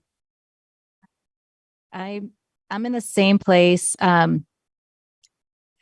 One thing I would love to get and understand, if, assuming we move forward with this, it is dissolved, clearly there was a vision and goals here, and like, what are we going to be missing out on? And if we're going to look to maintain the collaboration and, maybe there's some future differently constructed iteration of this. And so like, I would love to understand, what value has there been, and like, what might we want to recapture in some other way? Or are there things that the cities are going to have to take on that CVPSA has been doing? It's not entirely clear to me, like, what exactly we're going to be missing by dissolving this, and just like having that understanding and like a memo that then we can reflect on and look for, where do we go from here? Either just as a city and working in partnership with the other, regional communities, or do we at some point think that a different, organizing entity is needed? And what would that structure be, and kind of what didn't work about this structure, so that we can have lessons learned? That's something that we could certainly you could create that. Yeah. Okay. Probably not till after we get done the budget, but we could do that. I would like to just make a couple of comments, if I could, just in response to some of the comments we just heard. Number one, just with regard to the comment about funding, all of the funding for CVPSA comes from the city of Montpelier and the city of Barrie. They're the only two funding sources. So for those two cities to seek that money to be returned to them for a project they're working on jointly that has been supported by CVPSA, I'm not sure I would characterize it as going to the piggy bank. I would say seeking our own money back to do a project that we've done. And I would say that I can't speak for anybody else. I would say the city of Montpelier has not said we would not work with CVPSA. In fact, we work closely on designing this project. I point out that the main beneficiaries of the project we're talking about are the regional towns who are non-members. So the cities of Montpelier and Barrie put a lot of work into this so that we can have better regional telecommunication systems. We worked with CVPSA to create the design of the Televate study to review that and have, appreciated all they've done. We've taken advantage of the training. Certainly our relationship with the city of Barrie has never been better. And I think a large of that is due to CVPSA.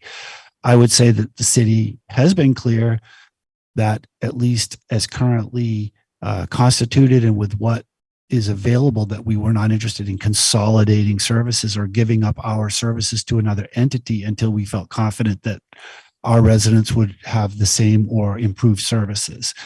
So I just want to be clear, this city at least has never said we're going to take our ball home.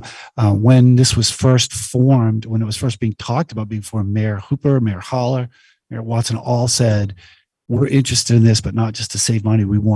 If we're not getting better service out of this, we're not interested. And that's always been the guiding principle from the city. So I think we appreciate the work. I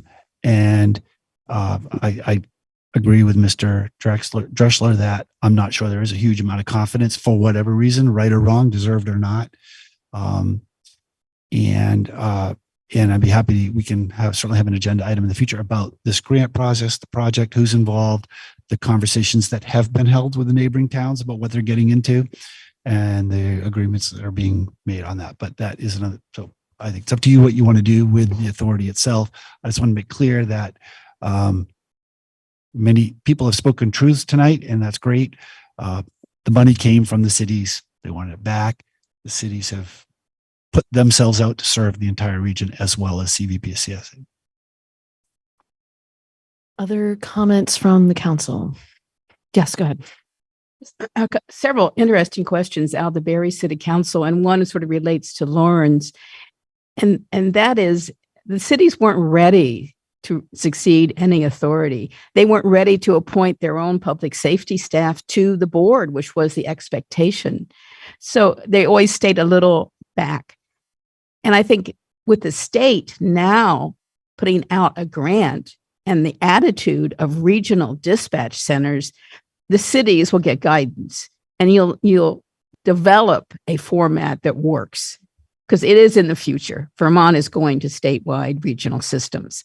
So I really think it's a waste of time to spend any more on why we failed. We achieved some things. It wasn't what we aimed. That often happens, but we did achieve some things. So I think the public safety is ahead. I wouldn't spend the time, Lauren. Is there a motion?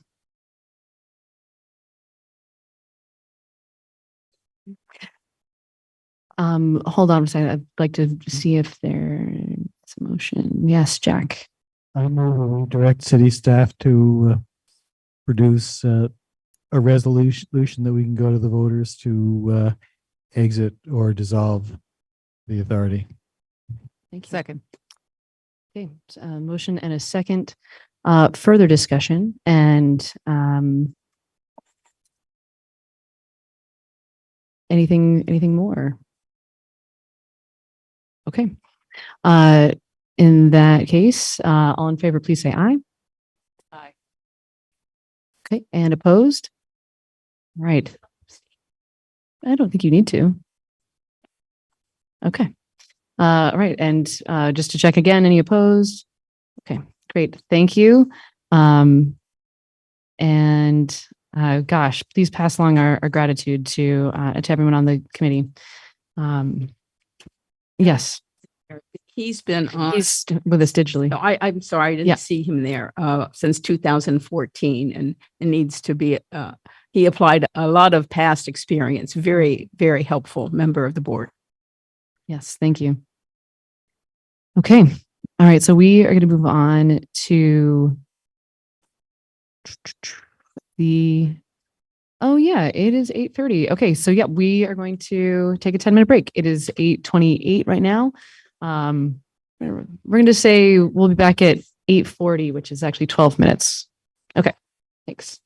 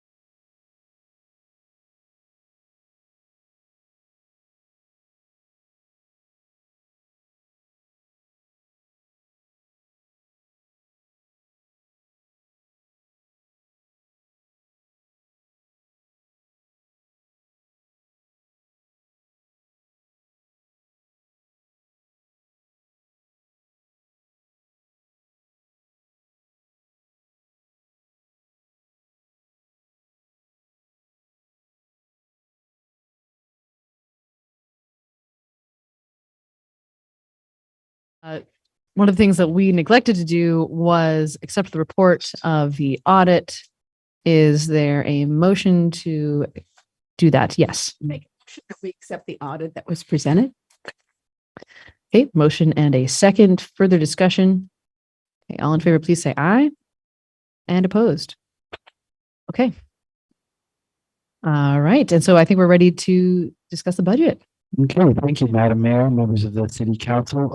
Well, tonight you've received the line by line detail of the budget. I believe we're going to be getting the budget.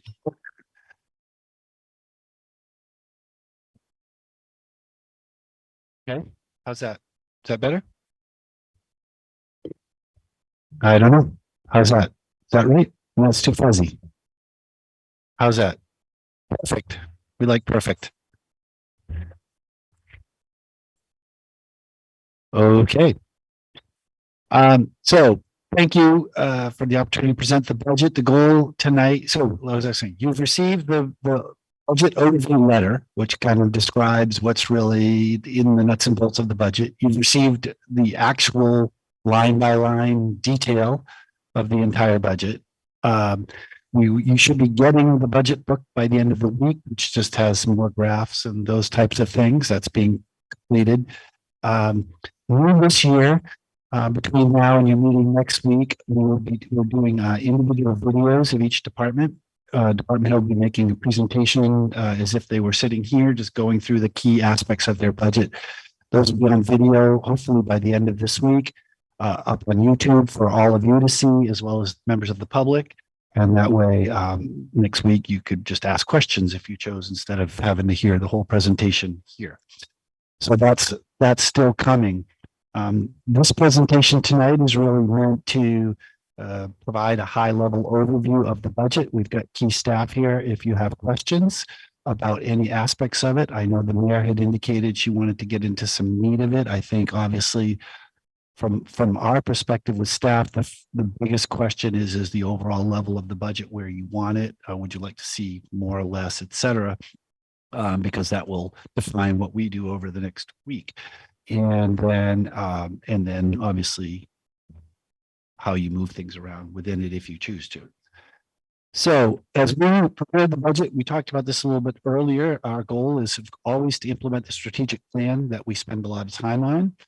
We have talked a lot about our staffing. We are getting there. Most of our departments now are getting near full, with the exception of the police department, although they are making some strides. They're not as unfull as they were. Is to continue our investment in infrastructure to deliver responsible services and stay within the 7.7% inflation rate, which is what it was when we started this process. We did get new information that it's now at 7.1%. So just so people are aware of that. So going through our strategic plan, just trying to hit some of the key elements of the budget for you to see. In the improved community prosperity, we increased the economic development funding from $50,000 to $100,000 with the idea that it would be entirely earmarked for the Country Club Road project. We need the money for that project anyway, but we felt long run this would then restore the funding for economic development going forward. We retained the $45,000 for the homelessness task force. We've got the $134,150 for the community fund, which was last year's amount, $32,600 for the Montpelier Alive, and $10,000 for the Montpelier Arts Fund, Community Arts Fund. Under our provide local responsible and engaged government, we'll talk a little bit about this more under ARPA, and Kelly can give you some more detail. But given the constant struggles we've had with microphone sound, et cetera, we've gotten some pricing to upgrade this room, and we can do that actually relatively quickly. We're going to propose to actually use some ARPA money for that. It's been a constant battle, and to try to modernize this room, recognizing we're going to be doing probably hybrid meetings and the like from now on, and to approve that. We have the ADA transition plan projects, which for this year is largely the elevator in the city hall. We put money in last year. We've got funds in this year. We are budgeted for fully staffed city departments, including the new position you improved last year on sustainability and taking our part-time communications coordinator position to full-time. We've kept the 20,000 in for the committee stipend program, $10,000 for social and economic justice advisory committee, and $15,000 for legislative advocacy. Those were all new in the last year or so, and we're at sort of initiatives of the council. So we've kept those in. Create more housing. We've in 110,000 for the housing trust fund with the idea that it would again all be earmarked for the Country Club Road project. And I'll be talking about more of that a little bit later tonight, but you should be receiving a written update on that project soon. And I'm gonna mention this under my manager's report, but so you have time to think about it. We had suggested that maybe January 18 might be a budget workshop night. They've asked that we instead, if you're not still working on the budget, that we have a workshop night on the CCR project, Country Club Road, so that you can see the early drafts and get a handle on their initial findings. So that is moving along with the idea that maybe within the time frame that had been laid out, the council would be approving and the community would be approving the vision for this project. Practice good environmental purchase stewardship. We are looking at some of our first truck purchases, electric mower purchase. You've heard from Chris Lumbra about some of the actions. So we are looking at converting the DPW complex to renewable, and that will require reworking the bond language. Last year's bond language talked about a series of projects and specifically mentioned pellet burner. So if we want to have more options, such as using the methane heat, those kinds of things, we need to rework the burner. The ballot language. So we'll be coming forth with the proposal on that. Capital needs assessment. This is a longer term, taking a look at all of our, doing an assessment of all of our projects, of all of our capital assets, to determine where we need to make the improvements for sustainability. We're continuing the funding for My Ride. Confluence Park is another you heard from a resident today. The price keeps going up for that. So I think the plan for that is to continue to finish the design work, have it come to the city council with the updated design and the updated cost estimates, and then you would make a decision whether to delay, to cancel the project, what you want to do. But also that is the $600,000 that was included in that larger bond. When we think about reworking that bond, we might want to have some flexibility for that as well. That could, because if you chose not to go forward with it, it could conceivably be reallocated to housing resources or completely redoing the DPW campus to make it net zero. There are a number of things. We certainly have no shortage of capital and community needs that could be reallocated to. And lastly, we are proposing the stormwater utility that you've heard about. That will also require a charter change. We'll hear more about that next week with some draft language, but that's coming. To build and maintain sustainable infrastructure, we've maintained the total $2.149 million capital plan funding that we had last year. We met with the capital committee and an extra earlier today, and our goal really had been to get that number to 2.4 million this year, or at least something between 2.15 and 2.4. But given the constraints of trying to stay even at 7.7%, or actually at 7.4 where we ended up, that seemed very difficult. We still have ARPA funding, which we'll talk about. The rec center is a huge need, and that's where we're doing the future planning of the Country Club Road. Reminder that even though these were all approved last year, we will be doing this work in the coming year, $7.2 million, starting on East State Street. That will actually be for a couple of years. The Barry Main intersection will be getting done. The street light improvements. These are all funds we approved last year, but it's still work. In addition, there's a CSO project on State Street that'll be done, which will result in paving after that. And the state is paving Route 2. All the length of it from the Creamy Stand to the Wayside. So while that is not our project per se, that is a huge investment in new paving in the center of the community. So there will be a lot of work done, even although not as much as we would like, probably. Improve health and safety. We'll continue funding for the body-worn cameras, which started in FY23. And I'm sure the police department can explain this better than I can, but we are putting in a new policy management platform for the police. This is an increase, a new initiative. We are supporting a K9 unit. Our dog Atlas just came out of training. I met him tonight, and he will be out. He is a very young working dog and will be carefully managed, but is right now specifically on tracking lost items and people and those kinds of things. And again, the chief can explain more about that. And we've done a lot of work on planning of the crisis intervention team program, and this would be moving forward toward implementation of that. So taking a look at the capital improvements plan, you can see our total funding at the bottom in FY23 was 2.14965165, and that's what's proposed for FY24. That's the good news. And then in FY25, you see 2.4 million. That's what we had hoped to be. That had been the level we were at pre-pandemic, and we're trying to get back to that. The bad news is because of the debt we've taken on over the last year, you can see that the debt went from 716 in FY23 to almost double, not quite, in FY24, dropping the annual amount from a little over $1 million to just $640,000. So that's really what results in less work this year being done. But remember, those debt payments reflect all those big projects we just talked about. So money this year is being invested into infrastructure. It's just not as what we call pay as you go or annual money. It's in debt money. Our goal, as you can see, is to get next year to be at 2.4 million, and then to slowly continue to build that up on an annual basis so that we can keep track and hit the so-called steady state. I'm not going to go into this in great detail, but you can just see really the different programs that are going in. The biggest project is the Grout Road Bridge, which has been in planning for a while. We had 330,000 in last year's budget.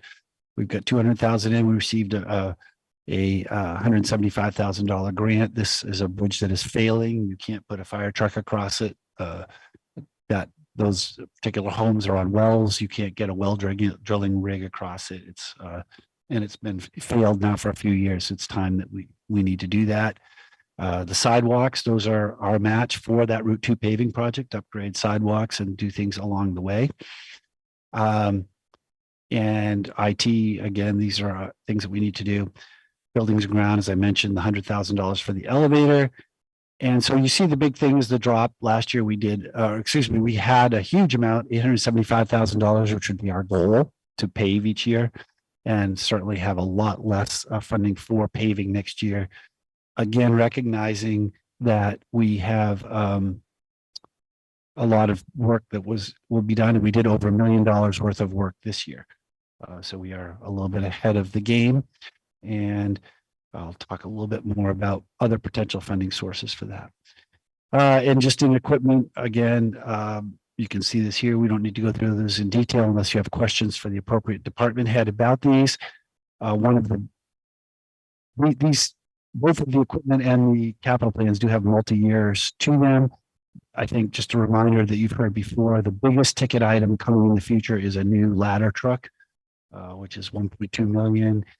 It will be eligible for grant funding in another year or so, which is why we've been putting it off. But that will be a large, again, bond purchase that we would make, which would impact this fund, but it is not included in this year. Just taking a look at our ARPA. So as you can see, we had $2.2 million. The column on the left is where we have allocated that funding. So you can see it's pretty much all allocated except for 3683. And you can see the $50,000 for the upgrade to this room and $20,000 for district heat connections. Those are things we are proposing this year. Those would be to help individual people connect to district heat, which would help. Everything else is things that you've already allocated. And to the right is just what we've actually spent so far in each of them. So they're still unspent funds, but they are in certain categories. So again, you can see there's still $300,000 in road and bridge work left to go. There's still some equipment purchases left to go. So while our capital plan isn't what we would hope, some of this work is still being done through ARPA. And we still have the big ticket item of $425,000 for awaiting the report from the Homelessness Task Force. I would add that we did take a look at using some of this funds for public restrooms. You heard the demand for that. There's no question about that. And just to respond to some of the comments that were made, I have withheld creating any initiative, administrative initiative on that, waiting to hear what the recommendation of this, if there's a use for this 425,000 that is other than public restrooms that would meet a need for unhoused people, then I want to make sure that gets fully vetted rather than we somehow grab this money, build restrooms, and then we don't have enough to deal with that population. So would we advance this faster than the committee? I think so, but I also think we need to hear all the options on the table before we get to that. Oops, that was, oh, what am I doing here? Something. So we did have 2 surveys this year. We had a sort of an informal, unscientific budget survey, which I forwarded to you. We only had 3 or 4 questions. So 99% Montpelier residents responded with 268 responses. The top answers were, not surprisingly, infrastructure, public works, public safety, and housing. There was certainly 52% did not support tax increases, but 48% were either yes or undecided. So clearly we got a message there, but we have to balance that, of course, and let you know. And then you heard, then again, 44% felt some departments should be reduced, and some supported our budget, some didn't know, some thought there should be some increase. So again, that was an unscientific snapshot, but still a valuable piece of input. We probably won't get 268 people coming to these meetings, so it's a way to hear from people. Similarly, we had a complete national citizen survey conducted. We did get 700 and some odd responses. That was statistically significant, and all those results you've seen, they're all on the website, and there's also tabs by income, age, homeowner, any number of demographics. So it's a very interesting work. And they also ranked the services in order. And we can certainly do more on the survey, but didn't want to take up too much time in this meeting. But just note that we have had surveys, we are publishing them and putting them out. So bringing this all in, when you take a look at where the city budget is, net of revenues and everything else, including the ballot items that you have already approved, we are at about a 7.4% increase. So we're proud of ourselves for coming in under 7.7, but now we're over 7.1. So there's that. Obviously, there's a list of items that were requested, not just capital, that are in the package that we're not able to fund, and now we have an additional 8,000 requests from Wrightsville tonight. So obviously, those would be the kinds of things for you all to discuss. Water and sewer rates, we are budgeting for this. And again, we're going to talk a little bit later. Kurt is going to give you an update on those and what kind of money we're putting in those budgets for capital improvements. But as per policy from the council, we are proposing 1% over inflation. Again, we may need to adjust the 8.7 to 8.1. That is following the council's policy so that we can set money aside for infrastructure improvements. So at this point, we can take questions. I can take questions. There are specific questions. We have several department heads present. We are planning to talk about this next week. We had set aside the 4th if needed for a budget workshop. Mayor says we're going to be done next week, so I believe her. Public hearings would be held on January 11th and the 26th. And just remind everybody, the 26th is a Thursday. That's the night for final adoption and inclusion of any of these ballot items, including the potential ballot item on CVPSA, potential ballot items, reworking bonds. And of course, there's a separate timeline for charter changes, but they would also have to be included at that point. We will have the interactive spreadsheet on the website and here for council meetings so that as you make decisions, we can see how that works. And that's really the high level presentation on the budget. Like I said, we can get as into the weeds as you'd like, or as high above the clouds as you'd like on this conversation. So that's all I have. And I'll move back up there and we'll start taking questions unless there's anything in here you'd like me to go back to review. No. All right then. Stop my share. I think that was the right thing to do. Well, so, oh, sorry, go ahead. No, I'm just. Okay. Well, first of all, just thank you, and please pass on my gratitude to all that staff that helped put this together. So one of the key questions is, are we at generally the right level? And then if we want to get into any further detail, we certainly can. So thoughts about any of those things? Comments in general?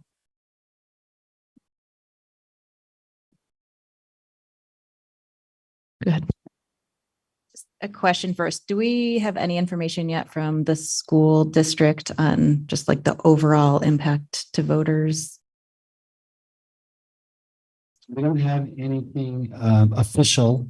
Kelly, would you like to answer that question? No, I mean, you were the one that saw it, so I'd rather have you give more accurate information. So Bill's probably, this is what he was gonna say, I hope. Is that we do have information from the school.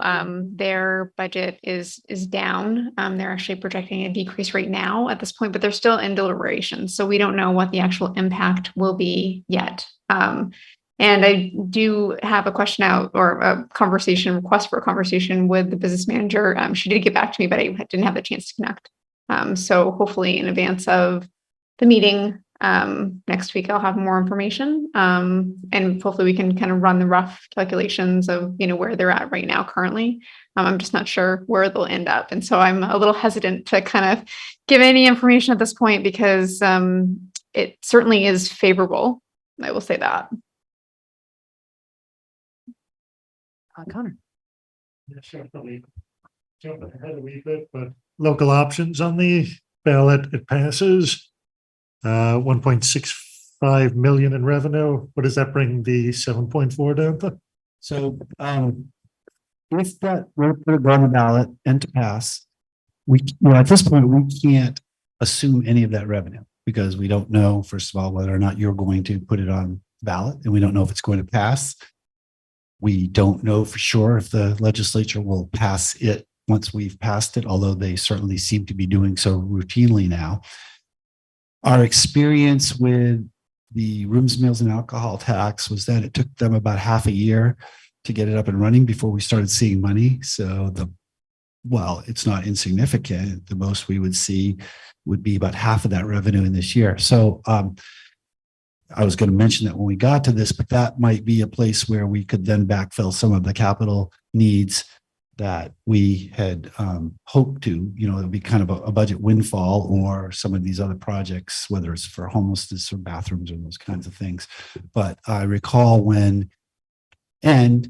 you also may have the discussion when we talk about that item, if you choose to go ahead to put it on the ballot, being dedicated for certain uses. I know last time it was dedicated for economic development and infrastructures, and that's what we've been technically using it for. So I think those are all possibilities. What happened when we did I think Mayor Watson and Councilmember Bate will remember when we did finally get projected, we brought it to the council, and then they actually appropriated the money at that time for half a year of what they were going to use it for. So sometime, at this time next year, we'd be sitting here saying, okay, it looks like it's, we're going to start collecting. Where do you want to? So I don't think we should count any of it for this year. I think in the future, it could just be used as revenue and tax reduction. I mean, there's any number of things you can use it for. So, but I can tell you, if I look quickly, to answer the question you actually asked,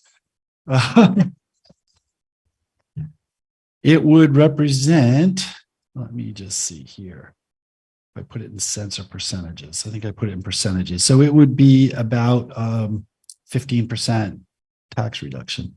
So if we just took it and reduced the taxes.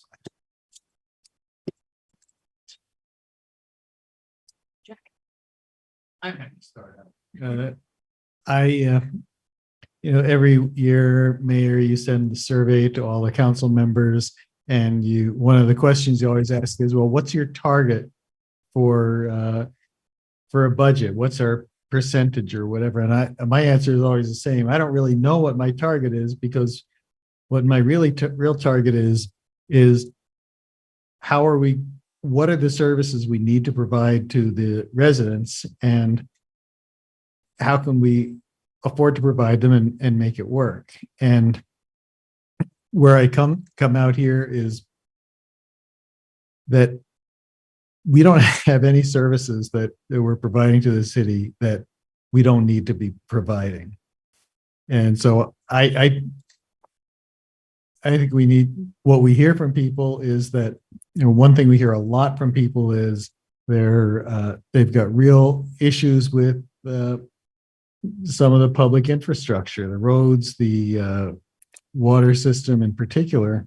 And so we need to keep maintaining our investments in those services. And I think the same is true for everything we do. I think that although it's a hard year because inflation is high, we can't say, well, we're just going to disregard the fact of inflation, and we're not going to, because that's really going to result in cuts in the services that people rely on. So just as a big picture view of the proposal, it looks good to me. I think we're hitting the target where we should be.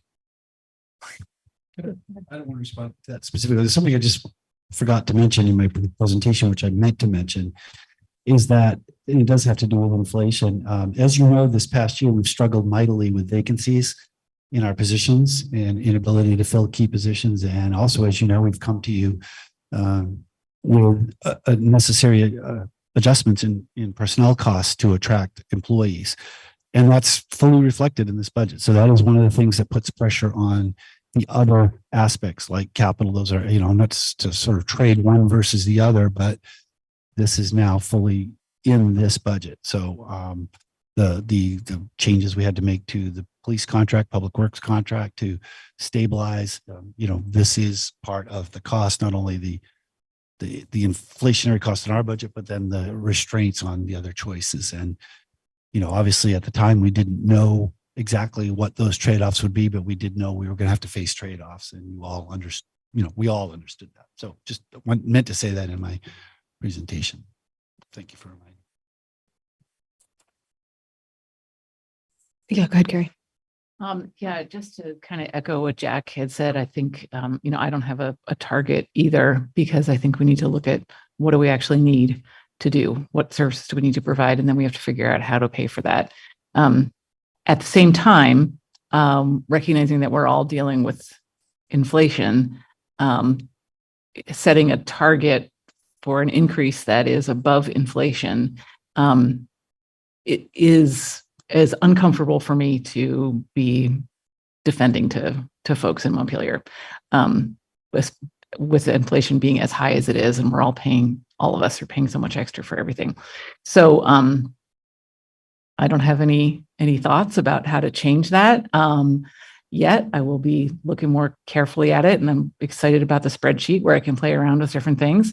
But I don't want to cut services, and if there are other ways to find revenue other than property taxes, which I know we're going to be talking about a little bit later, that would be great. But, I know we're sort of locked in here. But so that's just where I'm coming from.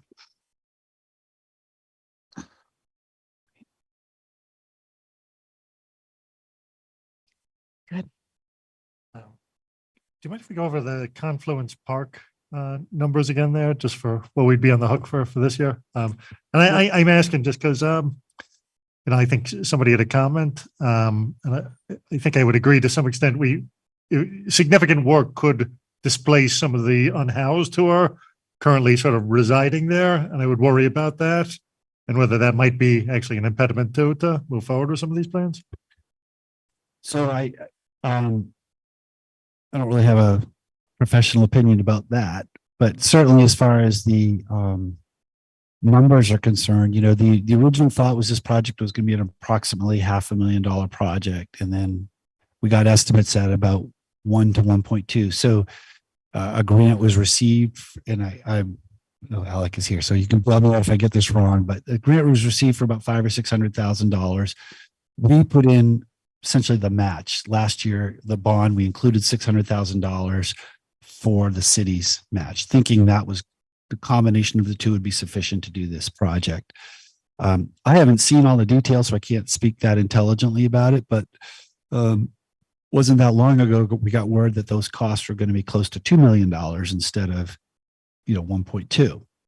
And I know for me, at least, that caused me a little bit of pause. This isn't a large piece of land, and it's a pretty sizable, cost. And then more recently, we got costs very recently, within the last week or so, that those numbers could be approaching $3 million. And so we had a conversation internally about, what should we do, given that this has been a council priority. So our conclusion to recommend to you and to talk about tonight and next week is that the design is almost done. We're doing internal technical review on it, that we would bring the design to the council so people could see it, see the estimates, and then decide whether you wanted to go forward, whether you want to just hold the design and delay, try to find, what you wanted to do with it. So that's where that particular project stands. Your choices with regard to the 600,000 is, obviously if you were going to, so number one, if we chose not to do the project, we could just not let the debt. So we had a $1.8 million bond. We'd only issue 1.2 million of it, and we'd never have to pay the debt on it. And we could go back and ask for the funds for something else, or we could rework, and I think what we're going to suggest is that we have to put a bond amendment language on for that particular article anyway, because of the pellet stove. So why not also put something that gives us the flexibility to reallocate that money if we choose to, so we don't then have to have a subsequent vote. So then the council could choose, again, you could always choose not to let the money, or you could choose to then reallocate it to some other bond-worthy project. And I say bond-worthy because we will always recommend against bonding for paving. So while it's easy to say, oh, there's 600,000 for paving, that's not a good use of debt service. So, but there are many other projects for which it could be a good use. So that's kind of where we stand right now. But, until you say anything, it's still an active project that we are pursuing and that we will bring to you for your consideration when it's ready for prime time. It does seem to we need to make some kind of decision about that soon, but it also seems like, do we need to make a decision about that together with this budget? I think so my own opinion is that the only decision you need to make is if you want to sort of just rework that ballot item and to make it more flexible. And then assuming we do that and assuming it passes, then you can decide the fate of the project whenever you're ready to hear about it and what you want to do about it. And, maybe that includes asking them, how do you get it back down to the number that we want it? I think there's, I don't think you have to do anything. I know Mike looks like maybe he's wanting to speak more to that. So I will happily stop talking. Planning director. So I just wanted to clarify that what we have right now is a grant to develop the plans. So there is a grant. There's already money for developing the plans. That's the project we're completing. That what the designers need going forward is a review from the staff. That's the technical review, and then a presentation to council so they can finish their grant, which is the project design. Obviously, we always designed this project with the intention of moving it forward. So there's going to kind of be one step, which is, what do you think of the design? What are your comments? And then there may be immediately thereafter a process that is, but we're probably not going to move it forward, or we're going to hold it. There's been some interest. You'll get a presentation from the River Conservancy. They would like a year, hold the bond open for a year so we could go and do the fundraising. They will make that presentation to you in January when we meet. So just so you understand, there are two separate pieces. One is to complete the design. That's what these folks are getting paid to do. That's what they're working on. They put together the budget estimates to go along with it that have been escalating. So you'll certainly have opportunities to ask them about why the costs are where they are and what we might be able to remove to reduce prices, those types of questions. But there's one piece of design and one piece of what do we do afterwards. Yes, John. And then Don. And this money we got, this grant we got for the design is money that we own now, and we would not have to give it back if we get the design and then don't go forward to construct the project.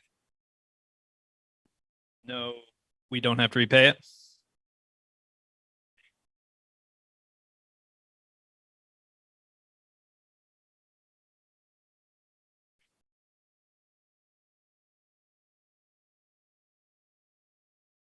Good to know. Thank you. All right. And so for the public who couldn't hear Alec, he said that the city could be on the hook for 150,000 if we didn't move forward. Okay, Donna. I have a question too, Mike.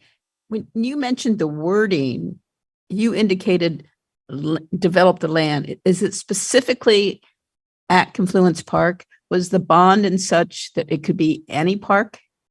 Bill knows the bonding language better than I do. I'd have to look at it. I think I'd have to look at it. If someone has an annual report, we can answer that question really quickly. But yeah, I just, yeah.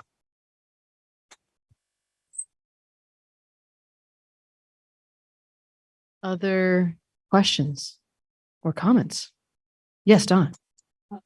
I too, and I'm glad to see others who aren't looking for a certain percentage. In the past, I was a little bit of minority there, but I also feel like that whatever the inflation rate is at the moment changes. And it had been 7.7 and now it's 7.1, and who knows what it is by the time of town meeting. But generally we know that where we are now is in the general field. We're not way out. So I feel very comfortable with that, and maybe even a little higher if we find some essential need that we want to increase, like capital. So I'm generally okay.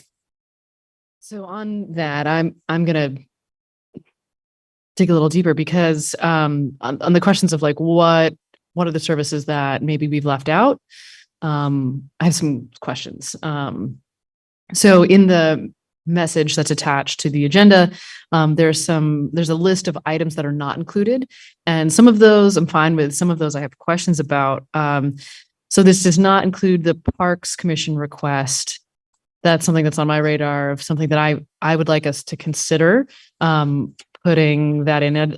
Anyway, I'm looking forward to getting the spreadsheet so I can play with, like how much does that actually affect it. Same with the $8,000 request increase for the Wrightsville Reservoir District. And then, so that would, I assume, also be on this list of things that are currently not included. Yes. Is that correct, Bill? Yeah. Okay. No, it's okay. We may want to also consider the Conservation Commission request. I don't know what the Parks Urban Ranger position is. Wondering if anyone has some information about that.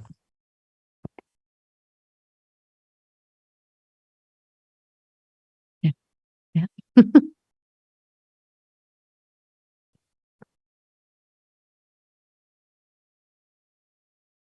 think I know how to work one of these.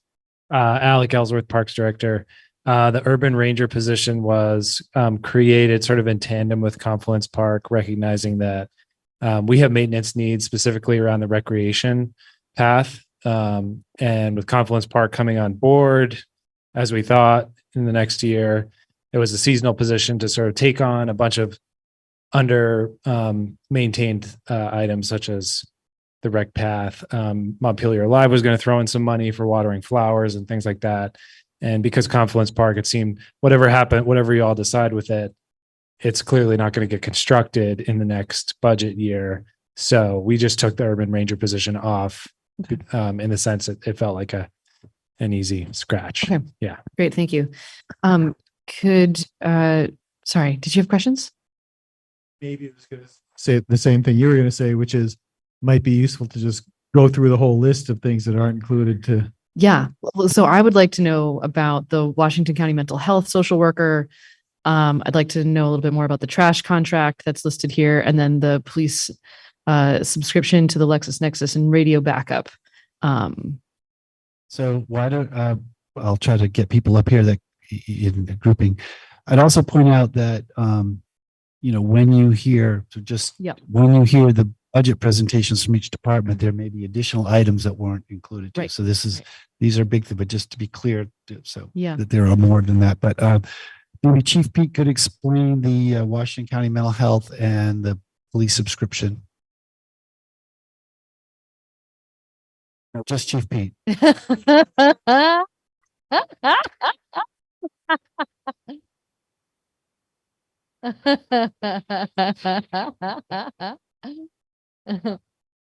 Washington County, sorry about that.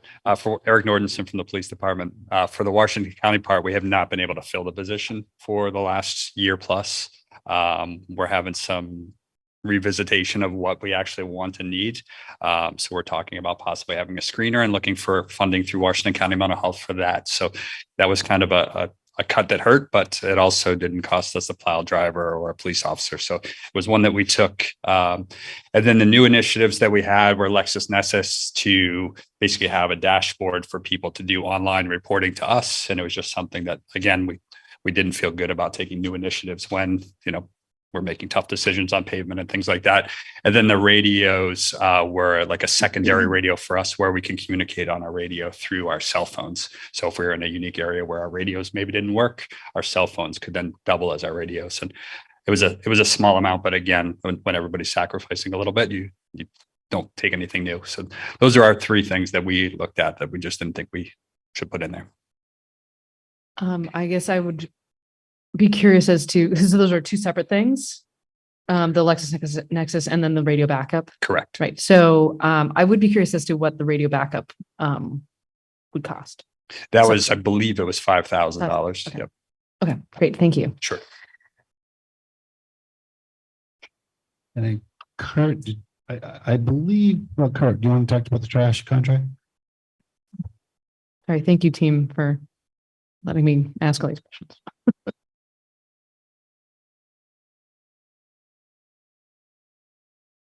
Yeah, the interactive spreadsheet is coming, right? Yeah. Yeah. Okay. They're just going, I think you're just going off the letter, right? Yeah, I'm going off the letter right now. Yeah. Sorry. Okay. Thank you. Okay. Kurt Monica, Public Works Director. So we've gotten a lot of complaints about the trash pickup and the trash barrels overflowing in the downtown. So we had proposed initially in the budget to increase the frequency of the pickup. Right now it's 2 days a week. We had looked at going to 3 days a week. Again, like Eric Nordenson said from PD, where we looked to cuts. So we took that out, but we do have a backup plan in proposing an amendment to our union contract and having DPW staff make that extra pickup with some financial incentive in the union contract. It's a little bit of an unknown, but that was the approach we're going to take to resolve that issue. Okay. Thank you. I have one other question about one of the things that was in your presentation, excuse me, which is so in the upgrades to this room. You mentioned the microphones, so that basically like the electrical system. One of the things that's just been on my radar for this room that should happen is that this horseshoe should not be elevated for ADA purposes. So that's not, I assume that's not a part of the upgrades, but it would be great. It's strictly technological, but it is something we could, that would be a separate thing. That would be a separate thing. We could put a ramp. That's true. Being able to be seen from when you're in the audience doesn't work unless you're a little elevated. Yeah, that's fair. Well, That's all. I feel like a Kelly, do you want to try to describe the proposal we got or? Okay. It's okay. Not that urgent right now. I mostly was just wondering if, since we were talking about this room, what was included there. Okay. Any other questions that folks have? Thoughts, comments? Okay. Do you feel like you have enough information to? I guess the question is, it sounds like people aren't looking to make, you know, if you want us to move to try to get to 7.1 before next week, or you just want to leave it where it is and see where you end up, or we're, you know. What I'm hearing is that sounds like we should leave it where it is for now, and we'll have more discussion in the future, the next meeting. Yes, Carrie. Yeah, I'm fine with that. I think I might be interested in suggestions for getting it down a little bit, but I think that you all have done your part and come to us with, you know, I know you've done a lot of work at getting it to where you want it to be. And so I think now it's a little bit more in our court to look at it and make some suggestions or decisions. Well, we appreciate that, but of course, where we want it to be is where you want it to be. So we're happy to, you know, we're happy to work on that. And I think, what do we think the difference between the 0.03% was like $30,000 or something. So that's that's what you'd be looking for to. So it just becomes a priority question, and obviously, if you wanted to put more into capital, then the rest has to come up. You know, assuming it's not going any higher than where it is now. I mean, I think that if there's I don't know, maybe you'll add more. I don't want to make that assumption. You all have done stranger things in the past. Yeah, I mean, oh, yes, Lauren, go ahead. Thanks. Yeah, I mean, overall, I echo what others have said. I think the approach of, you know, let's fund what we need to fund for the essential services. I think a time of hardship with high inflation is not a time to be cutting services to the community. And I pretty much every day hear something about people wanting, you know, improvements to the roads or things. It's not looking for cutting services. I pretty much never hear. So I think we're on the right track. I mean, one thing that I brought up in the capital improvement conversation earlier, but just to name, I mean, I think as we look at it, I mean, I just have my eye on that massive pile of federal funds, and I know we're still waiting on guidance and what that could be. But in terms of like the city needs and upcoming projects and the things that seem to be eligible, you know, because there's a lot of money for roads, bridges, EV charging, like there are buckets that we know.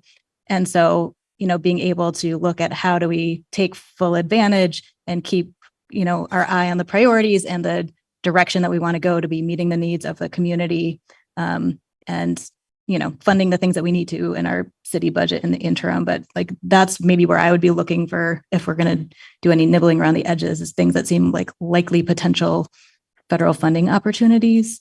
And if that doesn't happen in the next year, we learn more, you know, then that's okay. But that's how I would be approaching it.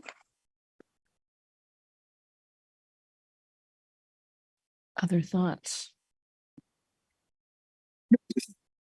Just one point of clarification from earlier, the ballot language was specific to Confluence Park, but it didn't have a dollar amount for Confluence Park, but it didn't.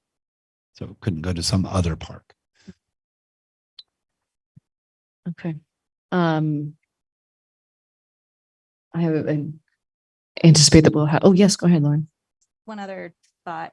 I mean, some of these also, you know, for example, the social worker position, I think some of these we could also look at state funding and our great new legislators, like things that I do think are services that the state should be providing, should be increasing services and funding for, and whether that's embedded in the community. But, you know, I think for our legislative agenda and the kind of thing we can advocate, I mean, that should be coming from the state, frankly. And, you know, I think keeping an eye on it if it's not happening for our community, but just putting a plug in.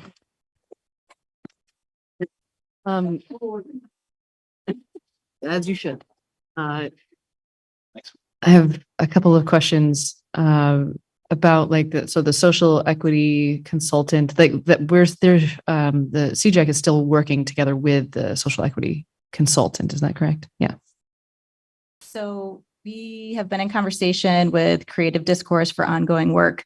The current thing that we're hearing a lot of interest from city committees and stuff are DEI trainings and trainings that would take, I think, hiring consultants with that professional expertise to do. So I think likely the 10,000 that's earmarked for that would actually be going to city staff and city committee Mhm. contracts, whether it's with Creative Discourse or a different consultant, because they have been a little maxed out lately. So there's not a current active contract with them, I believe, although there might still be like a little bit going on, but Yeah. it would be most likely going towards that work, which we've been getting a lot of requests for. And then the other thing that's on my radar is, we're got $45,000 for the homelessness task force, but we're already sort of flagging some money for, almost 10 times that, for them, based on this report.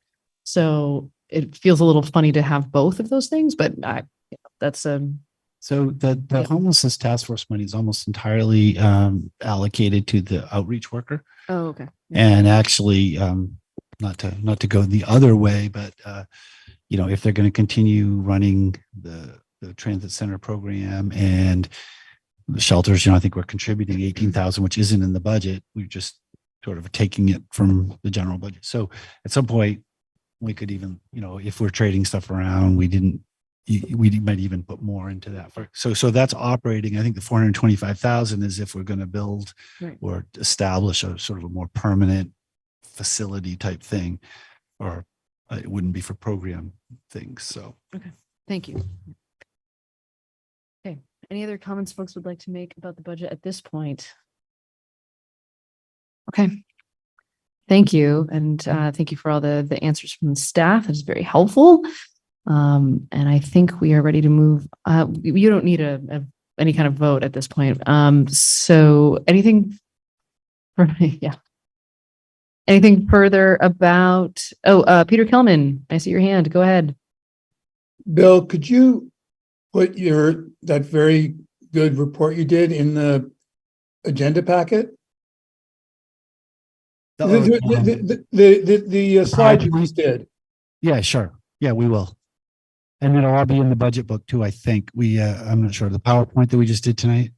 Yeah. I mean, we just finished it this afternoon. So yeah, we will add that to the stuff. Okay. But this happened last year at budget time too. You did a fantastic report, but it wasn't in the agenda packet. I get it. I get that you just finished it. But the general public needs to see that kind of everyday language approach. Going through the budget book is beyond what most people are going to be interested or able to do.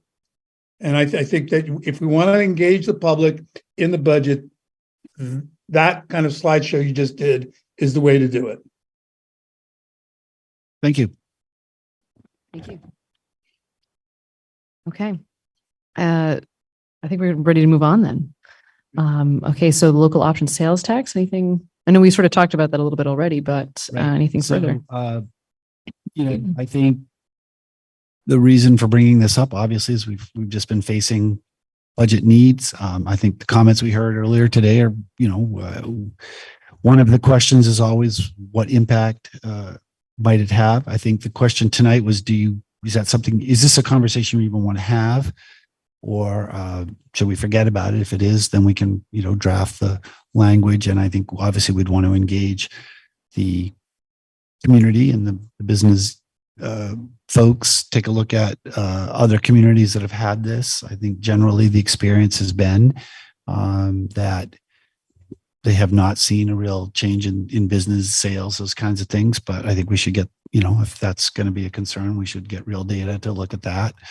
And I would imagine people would want to hear more about it. So, but I think, so all I'm saying is if we want to do it, it's going to lead to a March vote. We ought to be thinking about how we engage the business community and the community. But if you don't want to do it, then we don't have to talk about it again.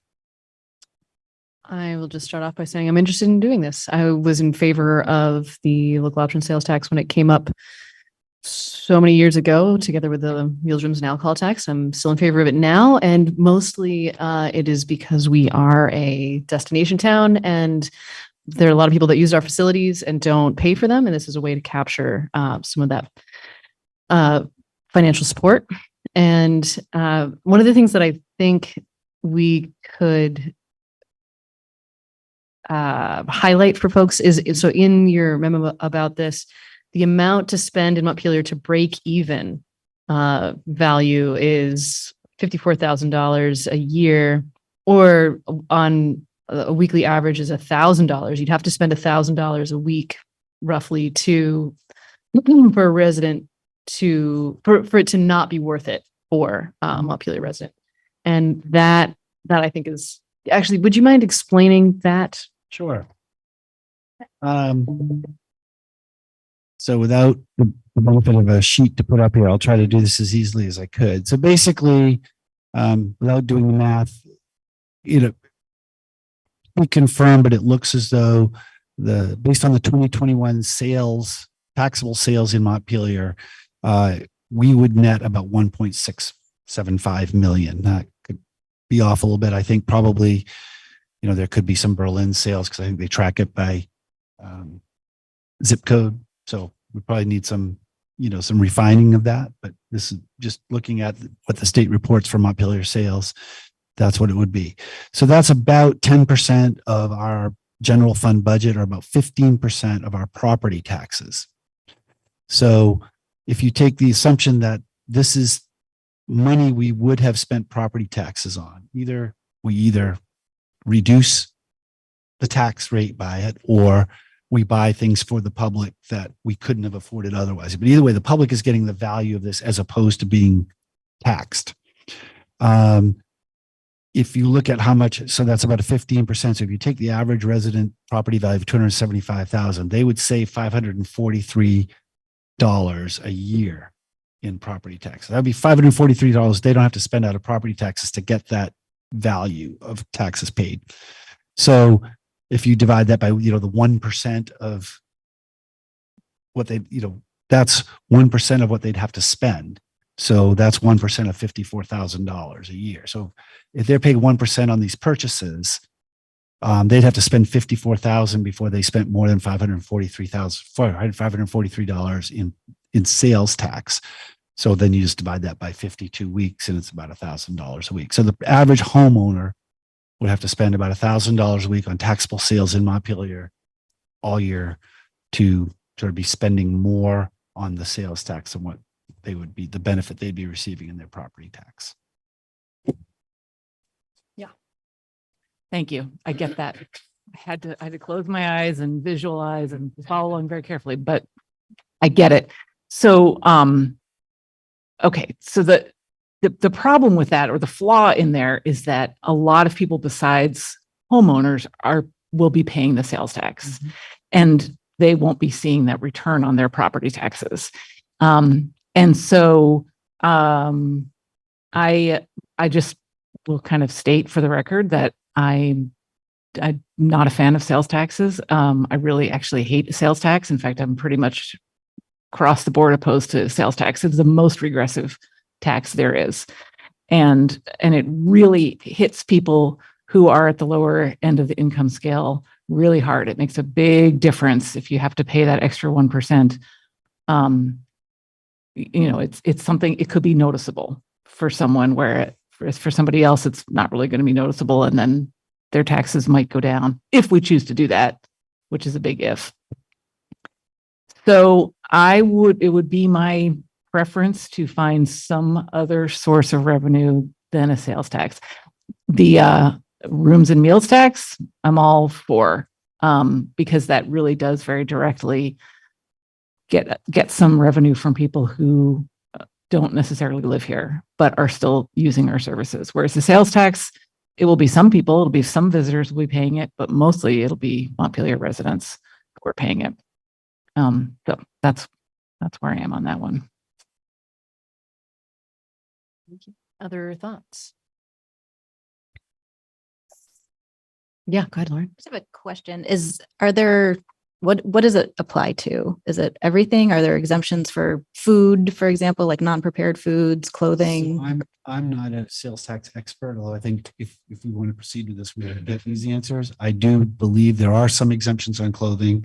There are exemptions on food, like grocery. When you go to the grocery store, you buy food, then it tells you which things are taxable and which things aren't.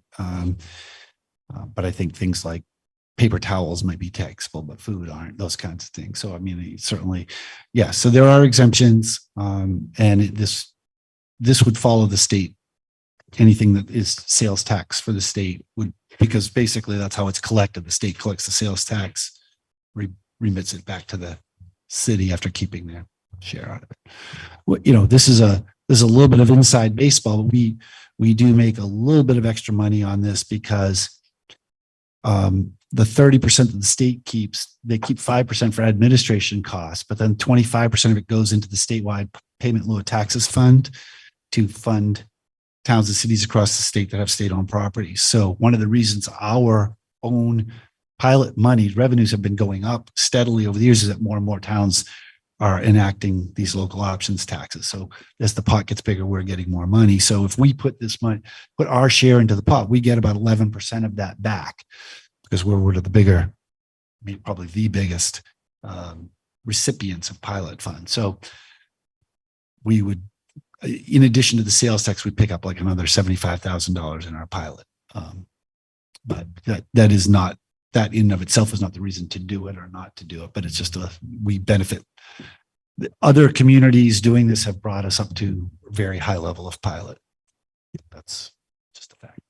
And I think all the issues that Councilmember Brown raises are fair issues, and that's what we've heard before. And I think they're policy issues we've got to wrestle with. Like I said, if you don't want to do it, you don't want to do it. But certainly looking at the budgets we've had the last couple of years, the infrastructure we had, that felt like we needed to bring this to you because there really isn't any other source of revenue we're really going to be able to do under the state's construct. This is the last one left that we haven't done. So, Jack, go ahead. Thanks. I'm sure if I spent enough time, I could go back over my posts in Green Mountain Daily from many years ago, in which I argued in support of both the rooms and meals and local option sales tax. I agree with everything Carrie says about the sales tax as a regressive source of funds.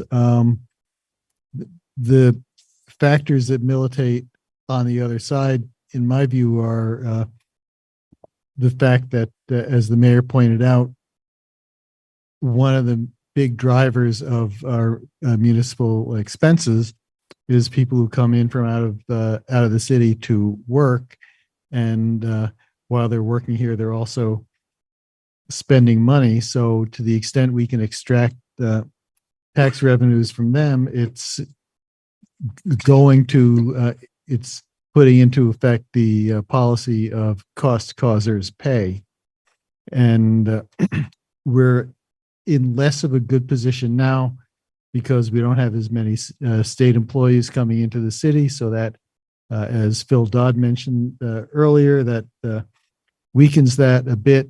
But thinking long term, I think that we will continue to see an increase in people from outside the city working in the city. I don't think it's ever going to be the same level as it was before the pandemic. Another thing that the manager mentioned at our meeting a meeting or two ago was that part of the reason that the estimated revenues are higher now than they have been in past years is because of the this would also apply to cannabis sales, and we have retail cannabis vendors in the city, and so that's a source of revenue that is worth looking at it. So I think, given the fact that we don't have other significant sources on the horizon to increase our funds, I think we should be exploring it, and that doesn't mean we'll necessarily adopt it. So I guess one essential question right now is anybody opposed to us having it on the agenda again next time for further discussion? It seems like it's the consensus is it's at least worth talking about. And so it really only becomes timely because there's a deadline by which you have to file charter language with the city clerk before. And so I think, and I gave you that outline, but I don't have it in front of me. So we just, if we're going to do that as well as the charter language on the utility, we just have to make sure we hit those Mhm. those deadlines are not quite the same as the public hearings for the budgets. Okay. So, Okay. All right. So to be continued on that one, Donna, go ahead. Since we already have the meals and rooms, how how difficult is it for the shops to implement it, for the store owner? Is it the same level that our meals and I don't, I'm not a shop owner, so I don't know. I think the state helps them with that. I think that's part of what you pay the fee for. They're already collecting the sales tax. Presumably it's adjusting their computer and it's an extra percent. We're not asking them to collect a new tax that they're not already collecting. So I think there's just a bit of the state. Right, because they're sending it to the state. Right. So They it's collect the it and same send it act. in. It's Okay. the same I just- activity. thank you. Yes. But I don't want to presume for them that it's easy. Yeah, I'm sure. Okay. All right. We're going to move on if that's okay. Thank you. So to be continued on that. So I think we're ready to move on to the utility status update and I'll welcome our DPW director, Kurt Monica.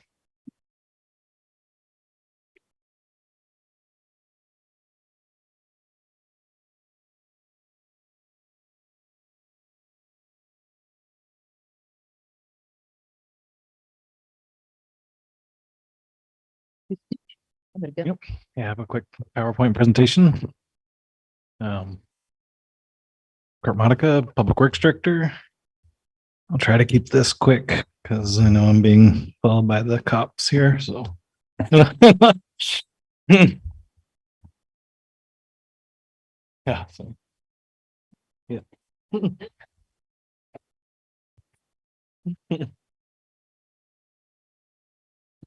He likes to be followed by the cops. Just thinking here if you get it. I think so. There.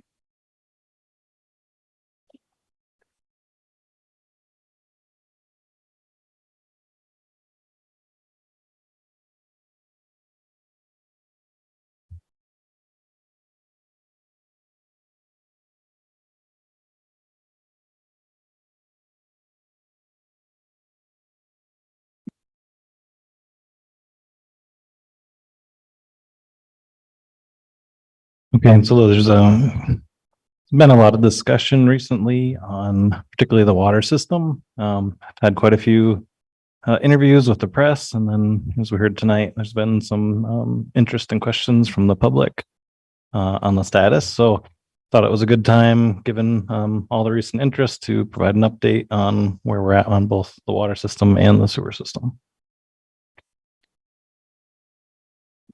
So quickly cover some of the history of the water and sewer, and where we started and where we're at today.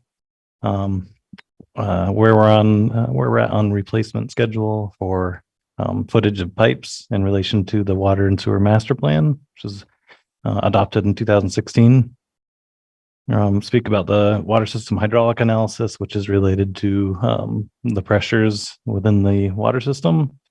An update on the sewer, where we're at, what's upcoming on regulations from state oversight, and then open it up for questions and discussion. So the water system history, the Berlin Pond was initially started or used for the source for Montpelier's water system in the late 1800s. So actually I did a project on Ridge Street for the city when I first started, and actually we took out a piece of pipe that was stamped 1899, and that was only 12, 13 years ago. So we have a lot of really old pipes. When the pond was first used for the water source, that's when the city's pressure was probably about 170 in the downtown, 170 psi.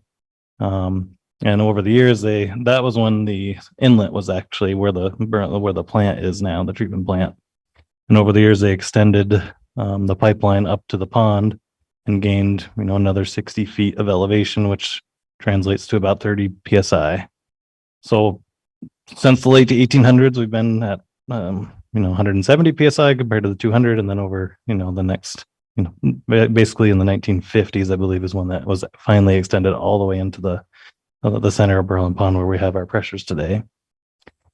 All during that time, cast iron pipe was used. That was really the only pressure pipe available back in those days. In the 80s, the city, based on those pressures, constructed the booster stations and expanded the service area. So that those two tanks were, one is on Terrace Street and one is on Town Hill. They both have pump stations associated with them, which boost, the pressure that's coming from the pond, and then boost it up to storage tanks to be able to serve a broader range of customers. In the 90s, there was a lot of water projects. Primarily large diameter water mains were installed. This was really for fire protection and to bring the water to these tanks. During that time period, ductile iron was the primary piping for the city. In 2000, it's actually when I was still in college, I interned on the construction of the water plant. Until that time, the city was basically being served chlorinated pond water. There's no treatment at all, just a chemical drip. So I was pretty astonished coming out of all my college classes, seeing the capital of Vermont is drinking pond water. And it really wasn't that long ago, but think about that. In 2016, we adopted the master plan. It was identified as a council priority that we have aging infrastructure, and the pipes needed to accelerated attention. So that master plan, like Bill mentioned earlier, is inflation plus 1%, and that 1% is intended to go for infrastructure. So that is our average proposed rate increase for the water and sewer utilities. About that same time, 2016, we adopted HDPE as our piping standard. I feel that has a lot of advantages for a high pressure system and being able to basically stretch and expand and absorb some pressure fluctuations. It also has a high pressure rating, 250 psi. So there's a safety buffer above and beyond what the city's pressure is at. And then in the most recent bigger project that we've done is to bring Murray Hill online, which added fairly substantial user base and helps with revenue. On the sewer side, the city system was initially built with essentially one pipe for all stormwater and all sewer, and it all went to the rivers. You can still see around town, there's what they call the sanitary dams, which basically just kept the water level up in the river to keep the solids from the waste underwater to keep the odors down. And those are still, you can still see them in the North Branch. In 1962, there was a major project in the city that took the sewer and took basically intercepted all the sewers from all the buildings and put it to a separate pipeline and constructed the very first version of the wastewater plant. And that was only in 1962. Until that point, all of the sewage went straight to the rivers. In the 60s, pump stations were constructed. Most of them were in the early 60s. Those are still our pump stations today, getting very, aged. And then the most recent one is around 1980, the newest one. In the 90s, the separation of stormwater was the big push, state mandated to reduce the number of overflow events. So just to recap, CSOs we still have a lot of stormwater connected to the sewer system. And during really high rain events, the piping cannot carry all the storm and sewer together. And there's 6 now structures around the city that overflow to the river. Again, in 2016, we adopted the master plan to accelerate both the aging infrastructure replacement as well as CSO separation projects.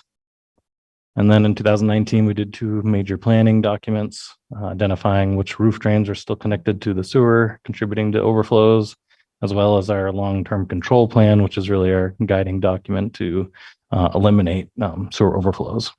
And then most recently was the large improvement project at the Water Resource Recovery Facility.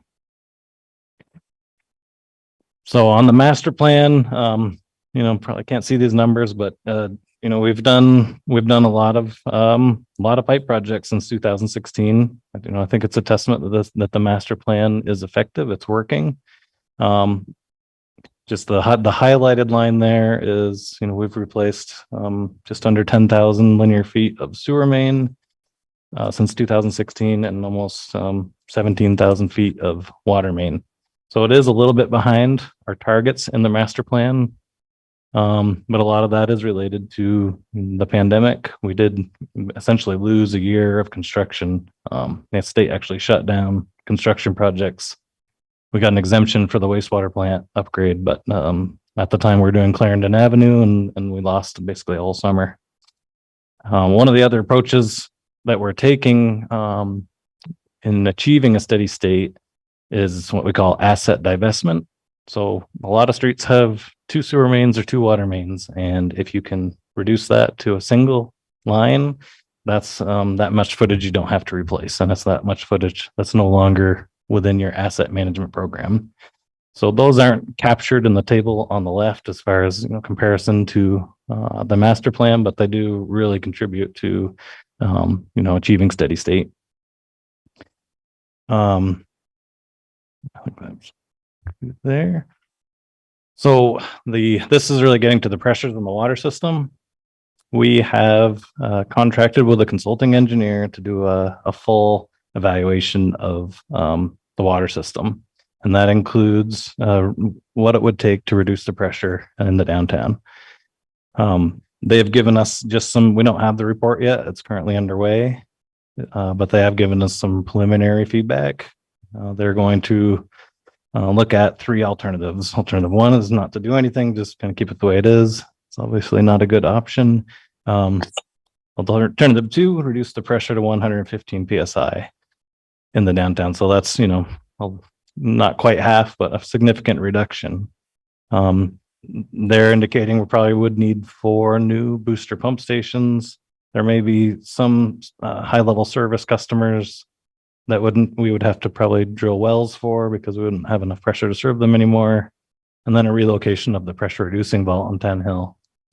So we don't have costs, what that would take financially or, where these pump stations would go. So we don't know if there's actually, the land available.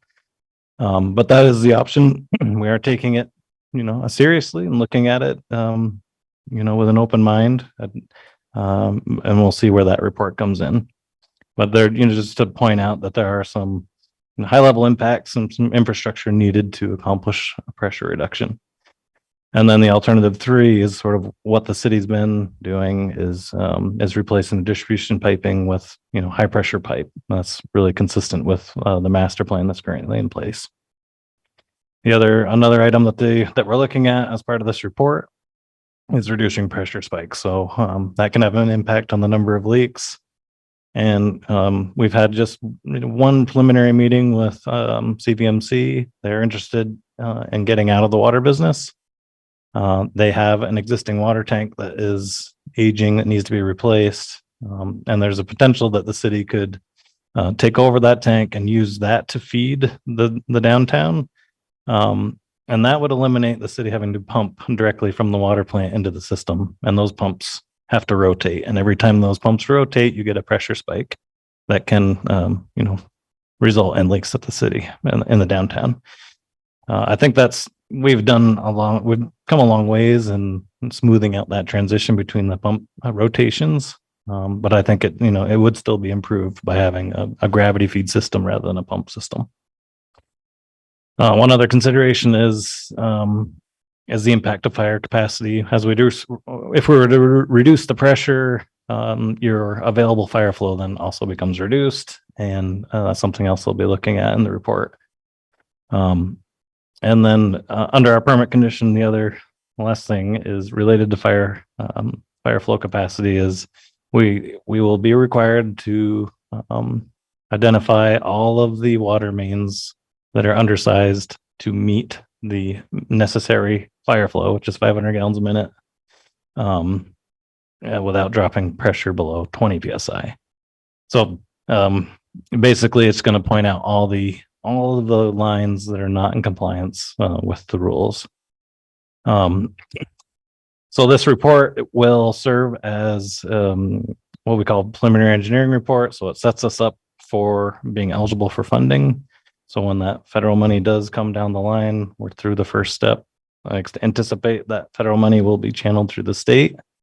So the state has reviewed this contract, they've approved it, and they'll be reviewing the results. So, you know, there's another benefit to doing this work is in that we are queuing ourselves up for funding for both, you know, the hospital option or line replacements. Update on the sewer system. We have a couple really big CSO projects upcoming this summer. The State Street sewer main is, you know, I think one of our biggest restrictions in the sewer system. That line, that main pipe goes underneath an old steam line and comes back up, and we have not been able to clean it in, you know, at least 10 years. So there's probably a whole lot of sediment accumulated in that piping, and now, you know, the 32-inch pipe is probably, you know, down to 10 inches. So you can get all that capacity back. We're going to really drop our frequency of CSO overflows. In addition, we'll be also separating out a large parking lot out of the sewer system. And then East State Street is just the sewer system is terrible. We tried to camera it, and it has all these bends and pipe size fluctuations, and we could not get the camera up through the piping. So that's in bad shape. It did fail a few years ago, and we had emergency repair on the sewer system. And there's a massive drainage area. All of East State Street goes to the sewer, and then that stormwater from East State passes through 4 of our 6 CSO structures. So there's 4 opportunities to reduce overflow frequencies. And then we have a big project at the wastewater plant, phase 2, that was bonded for last year. It handles, it deals with PFAS in the solids, odor control, which is a permanent requirement, and the last piece of old infrastructure at the plant, which is the secondary clarifiers. A little bit on regulatory compliance. So the hydraulic analysis I talked about was a permit requirement from the state under our permit to operate. They will mandate a replacement schedule once the hydraulic analysis is done, and it likely, I've been told, will be faster than what our master plan is set up to fund. So I'm not sure how we'll address that, but hopefully there will be a lot of federal money available to us, and that will be important. The other option to replacing the lines is to reduce the amount of fire protection the city has. So that could potentially mean abandoning the hydrants on the smaller diameter mains. But there's other concerns with that. Water quality, we use them for flushing. So, this study will, and what comes out of it after the state review could have some significant impacts on fire flow capacity on the water system, or funding levels needed to maintain that fire flow capacity. And then, how pressure reduction potentially factors into that is still unknown until we get that report. On the sewer side, it's all regulated under our wastewater discharge permit. Through our long-term control plan, we are required to do updates every 5 years. We have the odor control mandate through a notice of alleged violation. And we also have ammonia limits coming up in our next permit. So we are working with our consultant to see if we can address the required treatment for ammonia in this next project. Sort of combine it in one to get economy of scale. We'll be all ready for that next permit. And right now that looks like we should be achievable for a relatively low cost. Oops.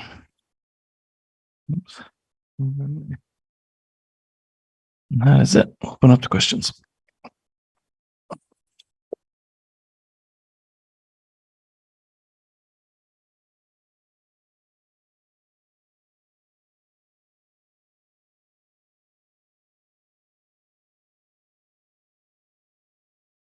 Okay. I know I could talk about this stuff for a long time, so I'm going to not do that. So I have just one question, which is, in regards to the high pressure, all the questions that folks have for us about, how are you addressing the high pressure? The answer really is that you've got to study out. We're going to see what they recommend, what some consultants recommend. Yes, that's correct. Okay. Yep. I was really pleased that you've given us such a detail. In the past, whenever Tom was asked when he was here, is this going to cost millions to change it? But you can see how complex it is. And it isn't a new problem. One of my questions is, some of those pipes are so old, no matter what kind of pressure we had, they were going to need to be replaced. Is that true?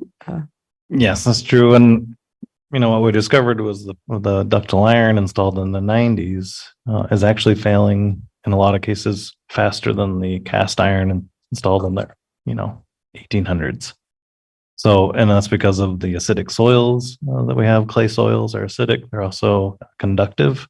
And, a lot of homes in Montpelier, they ground their electrical service to their water service. And then that puts a small current through the water system, and it just accelerates corrosion. So we've just found that all those conditions in Montpelier have led to really quick failure of the ductile iron pipe. So we're getting like 20 to 40 years out of the ductile, where the cast is 120 and in a lot of cases better condition.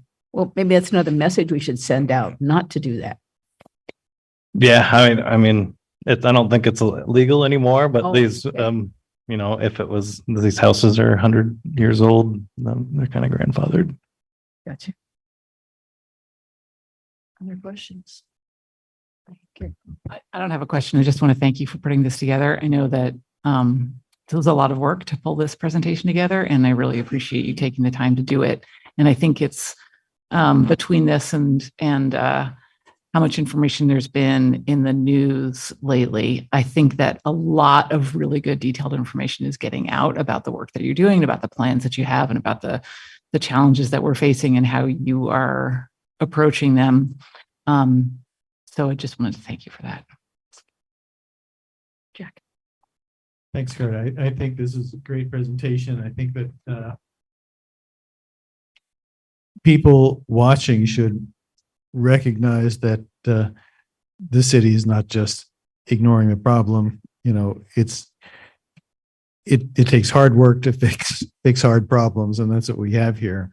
To be clear on what the presentation is, am I right in thinking that right now the pressure coming down from Berlin Pond is so high that even to get to the higher elevations anywhere else in the city, it's enough to get down into the city and push the water up to those higher elevations without any pumping on our part?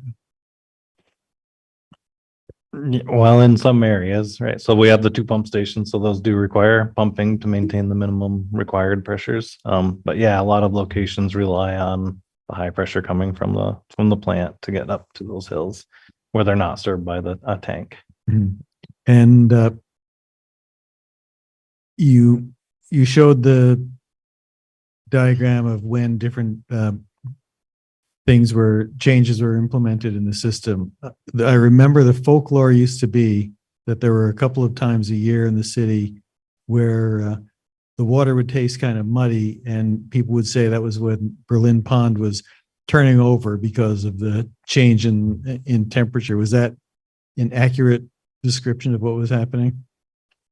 Yes, that's true, and it still happens today. It can you do get more sort of turbidity when the pond stratifies.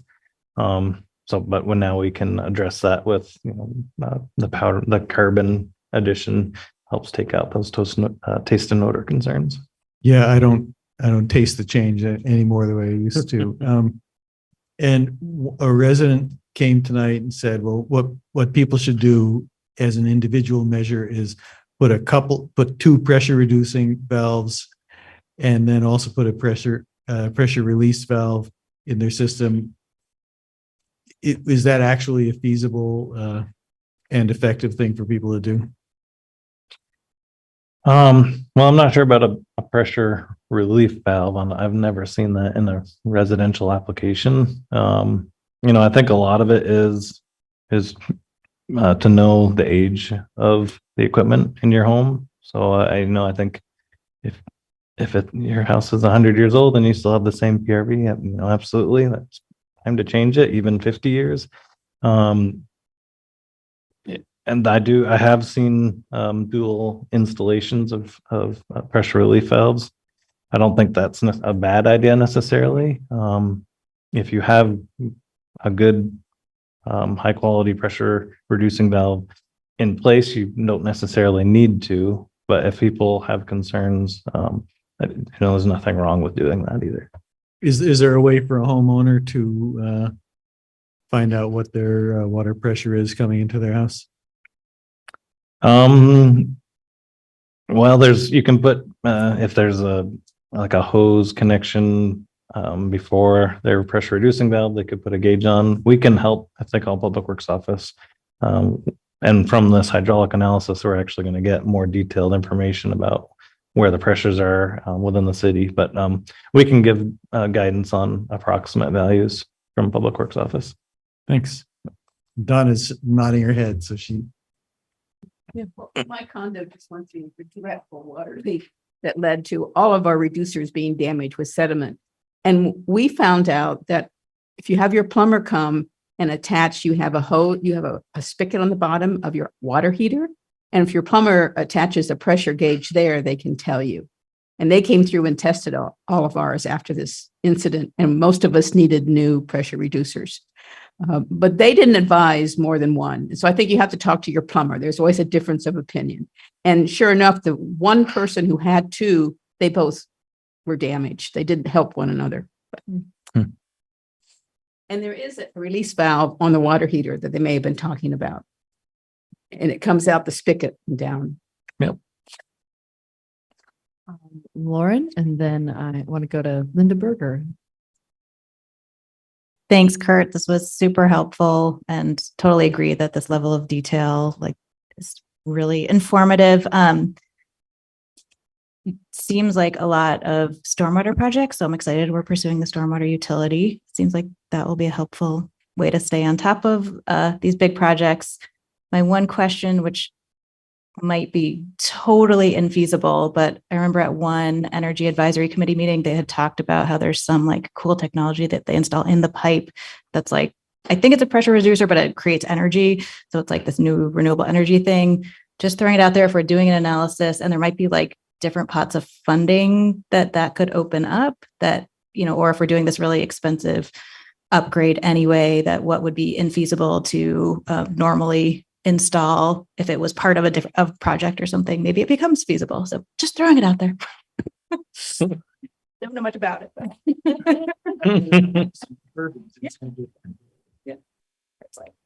Yeah, no, I mean, so I think Berry City has high and low pressure lines, and they did install a system like that.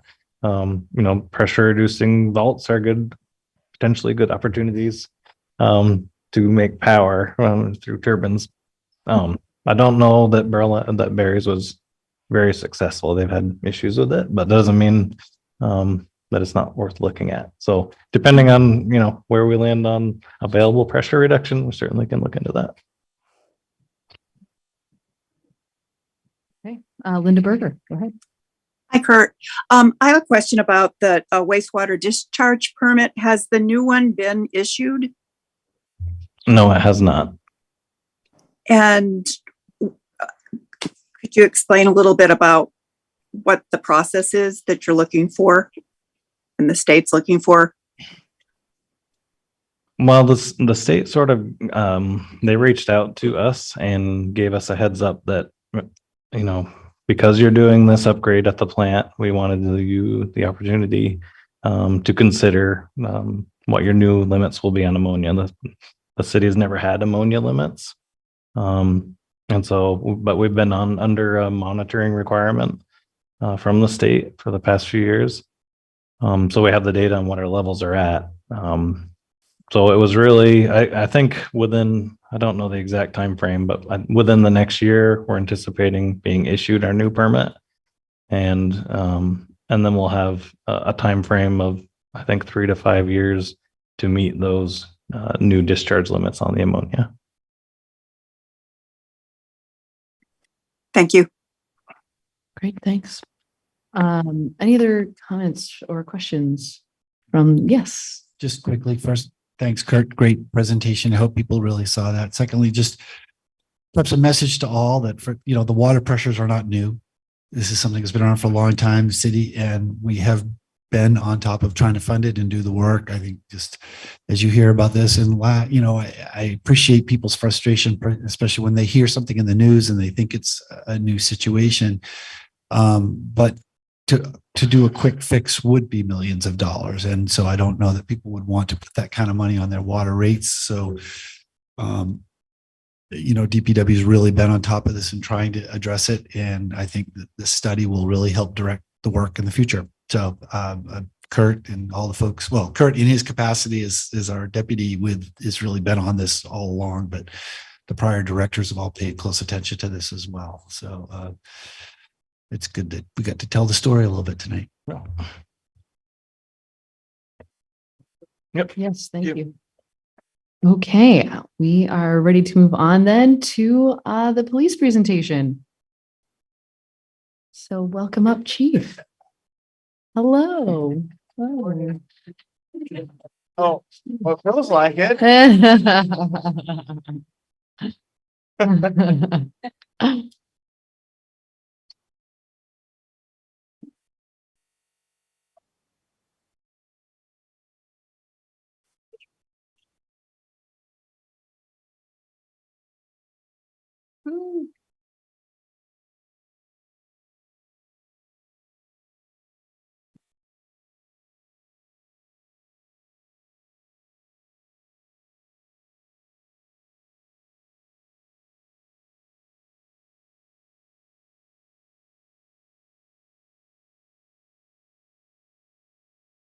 Good evening, Madam Mayor, members of the City Council, City Manager, Assistant City Manager, members of the public, Deputy Chief Nordenson. I'm Brian Pete with the Montpelier Police Department, and today I'd like to just give the council a very brief summarization of the projects and the accomplishments and the things that the department has yet to do over the last 2.5 years.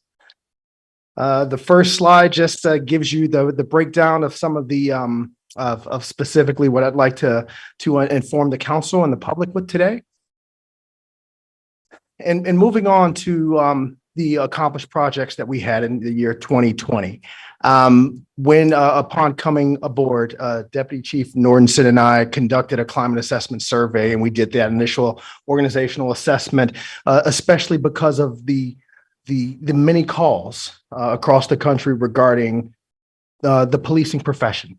And that's something that we took extraordinarily serious, because any organization or any profession that has that much the power that we do needs to be looked at and needs to be scrutinized and criticized. So we went ahead, did the assessment. We worked with the police review committee. We actually implemented a trial software survey for a system called Officer Survey, in which, again, we were dealing with COVID at the time, and we were trying to figure out ways to get feedback from the community as to what they thought about the service that they were getting from the Montpelier Police Department. We implemented a threat assessment capability again, and that led us to additions to the strategic plan. One of the biggest things in law enforcement is you can't throw a whole bunch of things at the wall and see what sticks. You can't paint everybody with the same brush. And we have to do intelligence-led policing strategies, not broken windows type theories, because you have to know what the threats are that are out there, and the potential dangers that are out there, and the issues that our community face and what those priorities are, and then add them into the strategic plan in order to be truly effective in reducing crime and the perception of crime within a community. In the year 2021, after the insurrection at in the U.S. Capitol, we worked with partners to establish a safety plan and working and pushing back any threats that were coming to the city of Montpelier and to the Capitol complex. I'm extraordinarily proud of what the department has done and the dedication to the officers and dispatchers and the staff members there, and especially grateful for the support that we received from our sister municipalities. It was overwhelming, and that's going to be a word you'll probably hear me say in so many different ways as I give you all this presentation. We also streamlined our onboarding and promotional processes. We've incorporated critical hire, which is emotional intelligence indicator that helps us to understand the types of folks who are applying to become law enforcement officers within the department. So it's a level of maturity. It's a level of assessing resiliency when stress happens, and making sure that, again, we want to invest early on in hiring the right people rather than paying the price, whether it's liability, whether it's safety, and whether it's our own reputation in not hiring the right people. We also implemented police app with and promotional scoring rubrics and various types of hiring interviews. We changed that, going away from the paramilitary style, the old way of sitting across from a long table with one person and trying to scare them out of it. We looked at just having regular conversations as normal human beings, because they're looking at us just as much as we're looking at them. And the generations that we're dealing with now are extraordinarily savvy, and they're not. You pull that old fashioned type of stuff with people, you're going to lose talent. And so we want to make sure that we grow just as much as the folks that we're trying to establish. We don't want to be those old dogs. So we also did establish a very robust succession plan, and with that succession planning, if I may, a quick story. In one of the places that I worked at, I went in and I spoke to the detective section, and they were telling me all about one detective. This detective was great. This detective's this detective's that. Every time we get something, we should have that detective, and we shouldn't give this case to that person. And my question to them was, well, why? Why don't we have a detective section that's full of detective A? And that's what succession planning is. It's identifying people with talent, and it's identifying people that have a desire and that have a skill set, and fostering that and moving folks along. So I think with the succession plan that we implemented, and by keeping communication as open as we could and exposing our staff to as many angles of policing and administrative work as we could, internal promotional processes were extraordinarily difficult, because everybody who applied were very capable, very competent, and had very strong leadership ability. So that's a good thing and that's a bad thing. But throughout that, folks have met those high qualifications, and I think they're the highest ones that of any police organization and within the state. And out of that, and I don't want to downplay the skills of and what they bring to the table, but I think it's a reflection to our commitment that we have a young lady who is in charge, who is our dispatch supervisor, Carrie McCool, and we have our first female sergeant in the history of the Montpelier Police Department. Some of the other things that we looked into or that we brought aboard was the high intensity drug trafficking agencies, the OD mapping. Our dispatch folks are able to look at trends and where ODs are happening within our county and other places. And then we use that information as far as like how we're outreaching to the communities and how we're looking at potential folks that we need to target for proactive investigations. We've incorporated CompStat intelligence-led policing metrics, but due to low staffing, that's been difficult because it's an exhaustive amount of administrative work that's required when we don't have a true CAD or reporting system.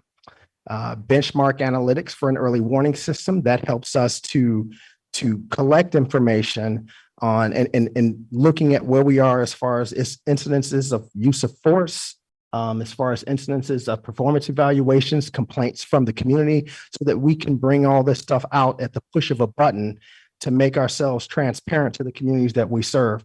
With benchmark analytics, it's also, again, especially it's imperative that we want to catch people before they go down a pathway where they can disrupt and destroy their professional lives and their personal lives. And again, there's issues of suicide in the news, and it affects everyone, but especially first responders are especially vulnerable for it. And benchmark analytics helps us in identifying people who may need a little bit more of attention. And then coupled with, again, one of the other things that I want to bring up again with that gratefulness is the commitment from our city manager, our assistant city manager, and from the council in recognizing those stressful issues. We brought in advanced interviewing training. We applied for a federal officer wellness grant for the entire county of Washington County. Again, I point to the unfortunate incident that happened in Berlin, where there was an officer that did commit a murder suicide, and that shows the urgency of the now and how we have to and why we have to identify these types of issues.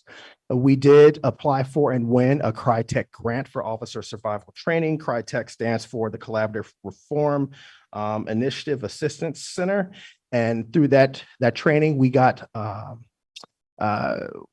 it helped officers as officers across the country were being targeted. Unfortunately, but more importantly,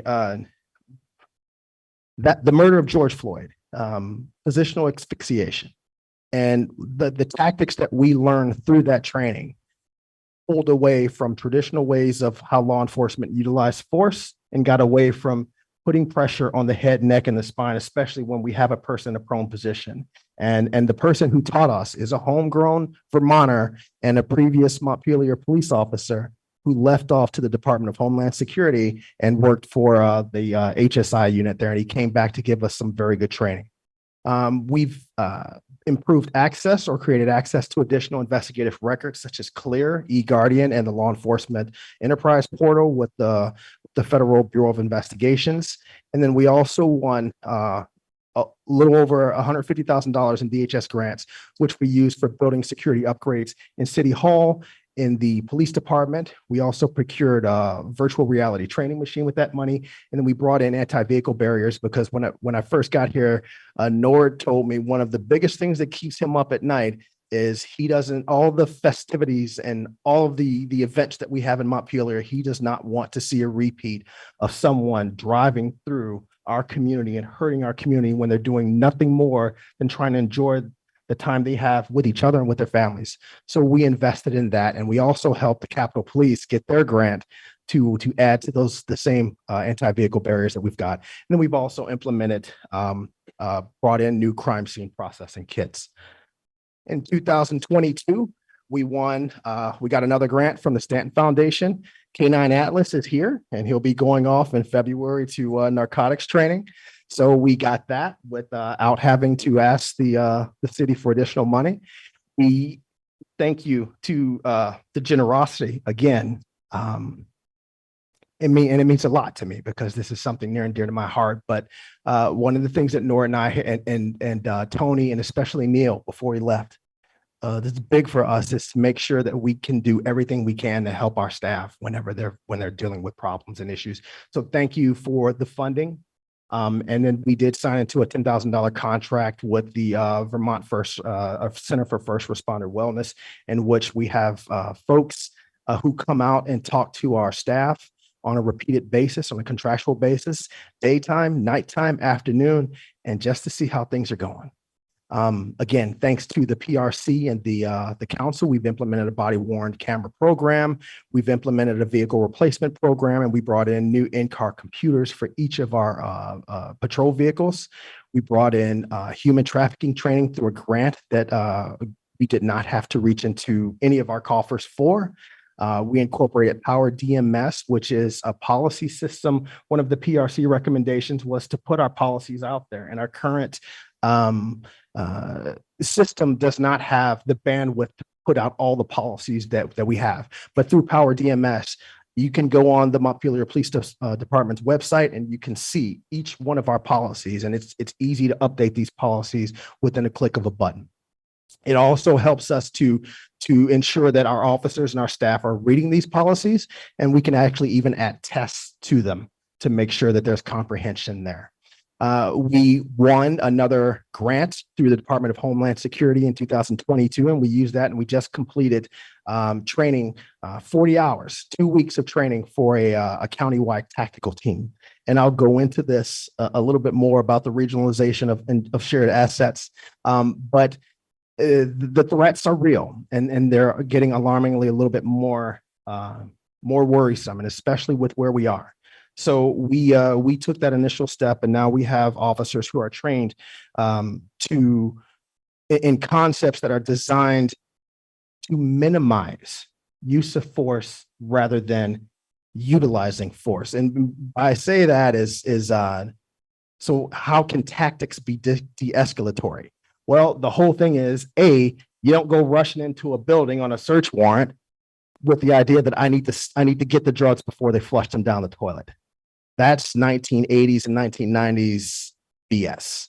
You don't do that type of stuff. You enter into homes in a very methodical way, and the whole concept is to see the person before they see you, and then engage that you don't have to use deadly force or any types of force, and it works, and it sincerely works. And through this, I think that we're going to be bringing on. We're going to see this as a trend throughout the state of Vermont. We have been part of a systems improvement committee throughout the state, looking at how we can address criminal justice issues within law enforcement. We've also assisted in giving feedback on the statewide use of force policy and body-worn camera policy developments. We've standardized threat and vulnerability reporting and projections, and then we've also worked hard to get that, at least to start, the $2.4 million grant from the state to update our communications infrastructure. We've also procured dispatch consoles, which are, as I understand from Carrie, they are sitting at the department now. The only thing that we're waiting for is just the furniture. We've worked with Barry, a very strong partnership again, to make sure we have redundancy backup operations. And we've updated our policies to modernize to hit those 21st century policing pillars. Those include use of force, whistleblower, which is you don't see many people, but it protects officers who have that mandated duty to report from reprisal, criminal threat assessments, exits interviews, duty to intervene, crime scene protection, firearms, vehicle pursuits, body-worn cameras, and national incident management systems. Just really briefly, NIBR's reporting is just nothing more than this is just to give you kind of a snapshot of, again, from annual reporting. I just pulled these numbers from, tells you the level of calls for service that we've had in 2020 and 21.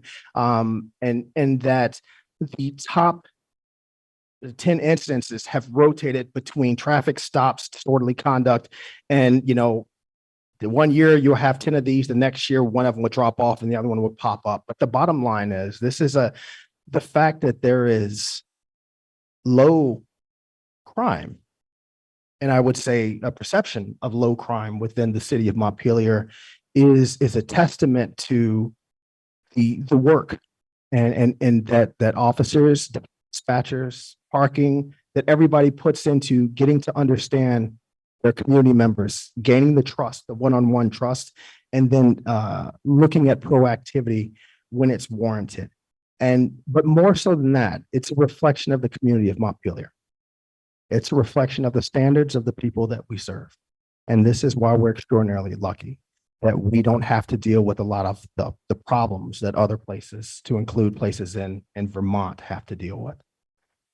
So with that, I'll just turn it over to.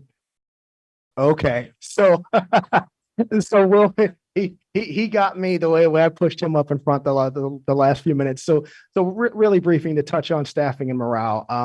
We're currently sitting at 13 sworn officers within the department. Our dispatch is fully staffed. We have one officer who's on administrative leave, and upon my leave, we will be down to 13 officers available to work.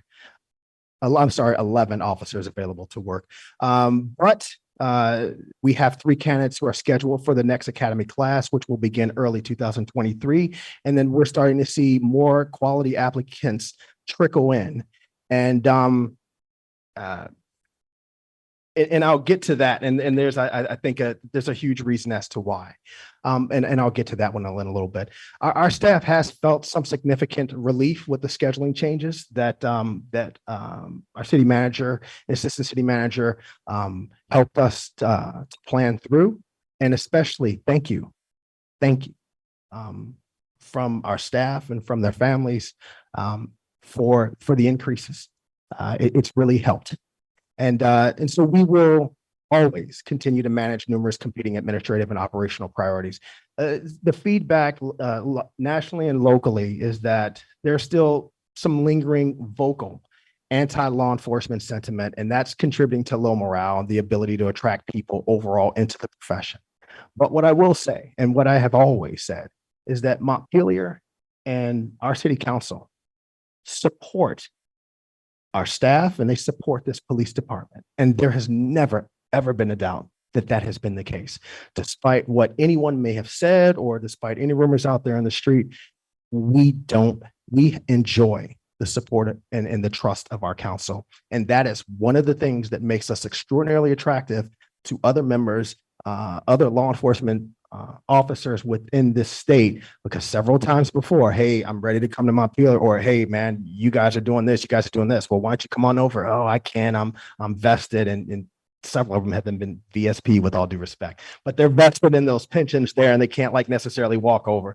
But it's well known that this council is tough in the sense that this council challenges us to come out of that comfort zone and to be better than what you all see where we can go, and you push us to that.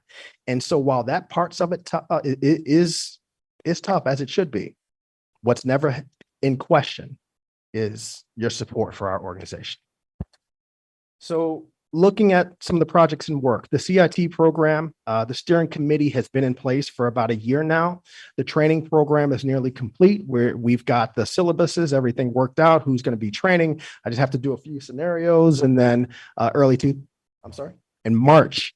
So, and I've also talked to the Vermont Associations of Chiefs of Police and told them about the CIT program, and they are all on board, willing to send their staff to CIT training once it becomes available. It's 40 hours, but it's well worth it. And then we also, there was a $150,000 grant from Thrive that went to Washington County Mental Health Services, and Montpelier has also petitioned the state, and we're waiting to hear back from a possible another $150,000 that we can use to implement into standing up a CIT program. Now, the thing about a CIT program, it's more than just training for law enforcement officers and first responders. It's bringing about a response system in dealing with people who are in crisis mode. It's not training, it's how do we humanely deal with folks who are having undoubtedly one of the worst days of their life, and how are we helping them out of it, rather than compounding their problems by pushing them into the criminal justice system or making the experience, a traumatic experience, even more traumatic for them. So that's what the CIT program is about. Our final session of the COPS Office grant, which is the anti-bias online training, we are participant site. And after early 2023, we expect that this grant that the COPS Office gave to this training group, of which Montpelier has had a part in, will be the national standard in law enforcement officers getting implicit bias training. So it's no longer, finding somebody who says that, oh, I can teach you an implicit bias training. Well, what are your credentials? What are your training? What are your experiences? We're going to set a national model for all law enforcement agencies throughout the country as far as anti-bias online training. We have to implement the communications infrastructure upgrade and assist the state in dispatching. We have to purchase a base radio station replacement, and we have to look at a true CAD systems and investigative software that has an emphasis on fighting domestic terrorism. And I'll dive into that really quickly. So my final slide is, and there's a typo there. It should be MPD's accomplishments could not have happened without the support and trust of the city manager. Could not. Well, yeah, I did. But it would not be Brian Pete if I did not have a screw up someplace in a slide. And it's a terrible screw, like the screw up about Laguna Beach. So, but so I, from the bottom of my heart,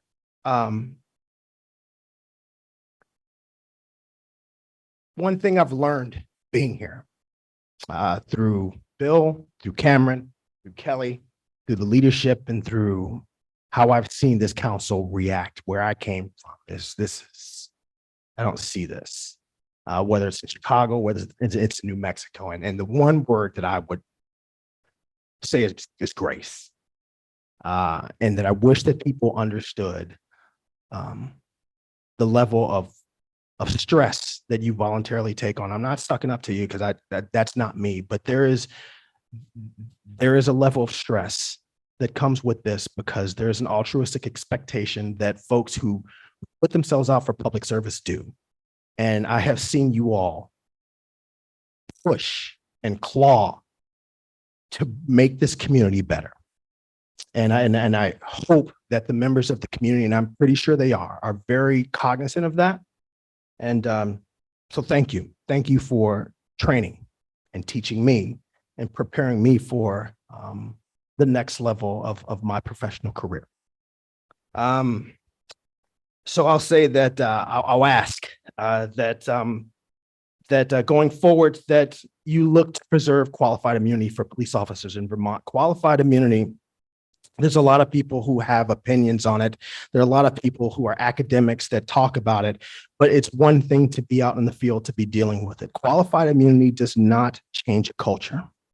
What changes a culture is leadership and oversight, in the sense that you have to have sunshine and you have to have transparency, and that leads into accountability, because no matter if you take away my qualified immunity, but I can still hide somebody's wrongful acts from you, you'll never be able to hold us accountable. And sunshine and transparency and accountability, that's what it is. To know what officers are dealing with, to know what officers have done and what officers are being accused of, and how we're doing the process. That helps everything. So I would say that it's transparency is the key to stop a culture that has too long looked into covering for each other. I would say to advocate for regional consolidation. EMS, fire, there are all kinds of reports out there that are saying there are fewer and fewer volunteers that are coming in to do it, and in law enforcement especially.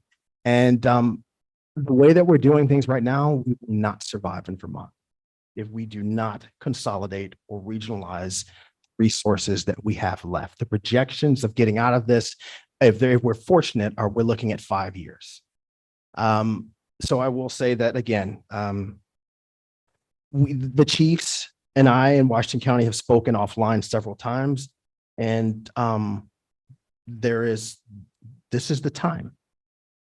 This is the time. Law enforcement chiefs in Washington County have talked about this. And I think at this particular point in time, the only thing that may stop it would be a political ego. It's not going to be a law enforcement ego that, hey, I need to be the chief, I need to be in charge, or the traditional Bravo. I think it's just going to take that political will to look and see what that would look like. I would, again, fully endorse the implementation of the CRO program. That will help us to continue to build that's the Community Resource Officer Program, to build trust between us and our community. This is key.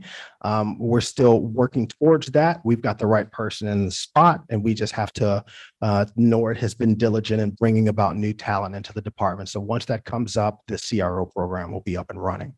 I would say again, from the tactical point of it, from the law enforcement point of it, continue security enhancements in response for the capital area, and concentrate on strategies that are going to combat issues, because there's an alarming increase of domestic violence threats against elected officials.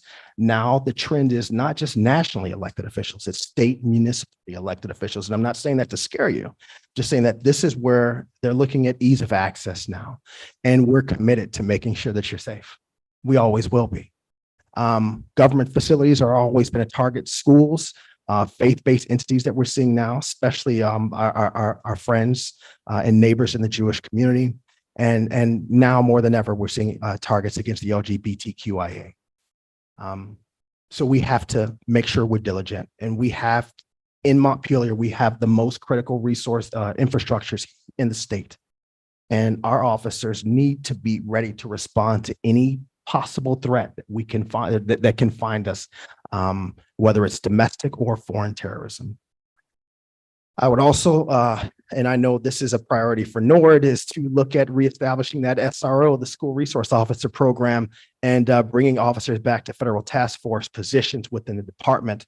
Again, advocate for modern statewide use of force tactics that minimize positional asphyxiation, keeps knees, arms, weight off the head, neck, and spine. We have the training to do that. We just have to get it approved through the state. And because we've been doing use of force tactics since it's the same stuff since the mid 70s, and we need to evolve beyond that. And it's going to take push, the political pressure and will to change that. There are tactics available to keep people from dying from positional asphyxiation and unintended consequences like that. We just have to do them. Advocate to modernize statewide law enforcement training, looking at flexibility and improving reciprocity for people coming from outside the state and being certified as police officers in state. That we have to go after proactively. Yeah, that took me 2 years to get my level 3 certification. Certified. They gave up on the last one. They said, we don't have training, so we're going to give it to you. And Norwich literally been following me around with a leash. I did not get my level 3 certification until roughly 5 months ago. And they gave up. I had one training to go and they gave up. They're like, we don't see we're going to offer it sooner. We're just going to sign off on it. Here you go. So so we have to do that. Human trafficking. That's a hard discussion for anybody. But while we stand here talking about these things today, there are people suffering here in Vermont, and we have to find a way to bring that into the light. Because there are far too few resources that are being used to fight human trafficking in our state. We need to coordinate with the ATF to pursue a grant program that they have for canines, continue our strong partnership with federal agencies, and we have to continue to invest in a very robust succession plan. So with that being said, on a personal note, it is extraordinarily difficult and bittersweet. But I thank you for the privilege to serve you.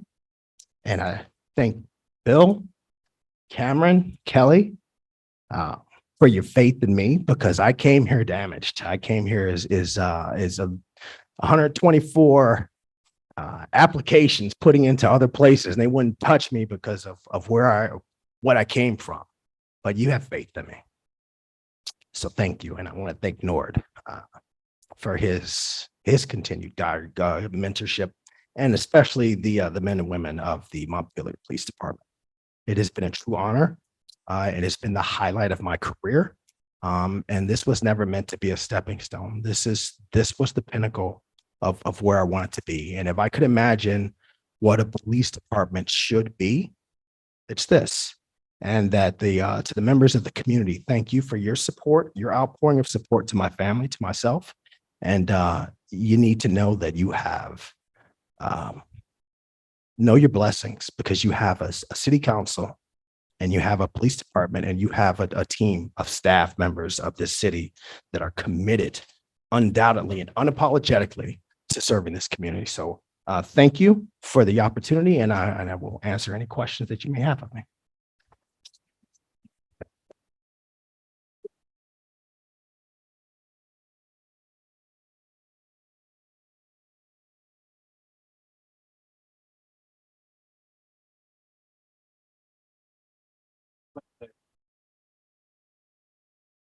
What's that? Oh, yes. Well, before I say a few things, It's late, boss. We got to get moving. that's Gotta okay. get you all outta here. This is worth it. If other folks have things that they would like to say, that would be welcome now, but then I'll save my comments to the end if other folks have things they want to say. Or you don't have to. Yes, go ahead. I have to say, seeing Dan Toll get up there, this is somebody who's like a kind of vocal member of the police review force. He'd disagree with you a lot, but it's a testament to you that I think you changed a lot of people's minds of what they thought of law enforcement. And the community, I think, really gave a collective sigh when they heard the news you were leaving. And, you entered in such a difficult period here where, recruitment retention was rough. And you could have filled the police department with a bunch of people who would be subpar and negatively affect this town for like ages to go. But you didn't. You worked understaffed, you did the patrol yourself. You did what, Deputy Nordenson said. You chose good people and, made them good cops. And I think someone like Sergeant Matthews is a great example of that too. You see the confidence and the great things she's doing, but honestly, Chief, it's really with a heavy heart to see you go there. And, I've learned so much from you and you got to do what you got to do, but you will be missed, sir. Yeah, you will indeed. You're in good hands. You're in damn good hands. We are. Any other thoughts? Go ahead, Warren. Yeah, just wanted to thank you, Chief. As one of the people who served on the police review committee, that was tons of work and a lot of really hard conversations and really pushing and, right in the midst of the George Floyd murder and all of that. So like super intense, COVID's going on. And it was just like an honor to work with you. I learned so much from you. I think the community learned a lot, and I think together, like you said, we like had push and pull, and it was a really healthy and transparent and honest debate and conversation. And I'm really grateful. And I just really appreciate the communication you've brought to the community and the structures you've built. So I think the legacy that you're leaving too, I'll miss you, you'll be missed. And you built systems, you came into a strong department and continue to build on those. And so I think, with our new incoming chief, so much to build on and a great department you're leaving behind. So I think that's just such a testament to your leadership of, building that longevity of these values. So we'll miss you. Go ahead, Jack. I'll follow up on what Lauren said, because as someone else who worked on the Police Review Commission, and it was tough. It was a lot of meetings, a lot of hours, a lot of time for you to listen to people that didn't agree with where you were coming from or had definitely different perspectives. I thought it was very impressive and valuable that no matter how clear you were in your own views, you were never defensive or uncooperative. Your ability to listen to and engage with the debate was part of what made it a successful process.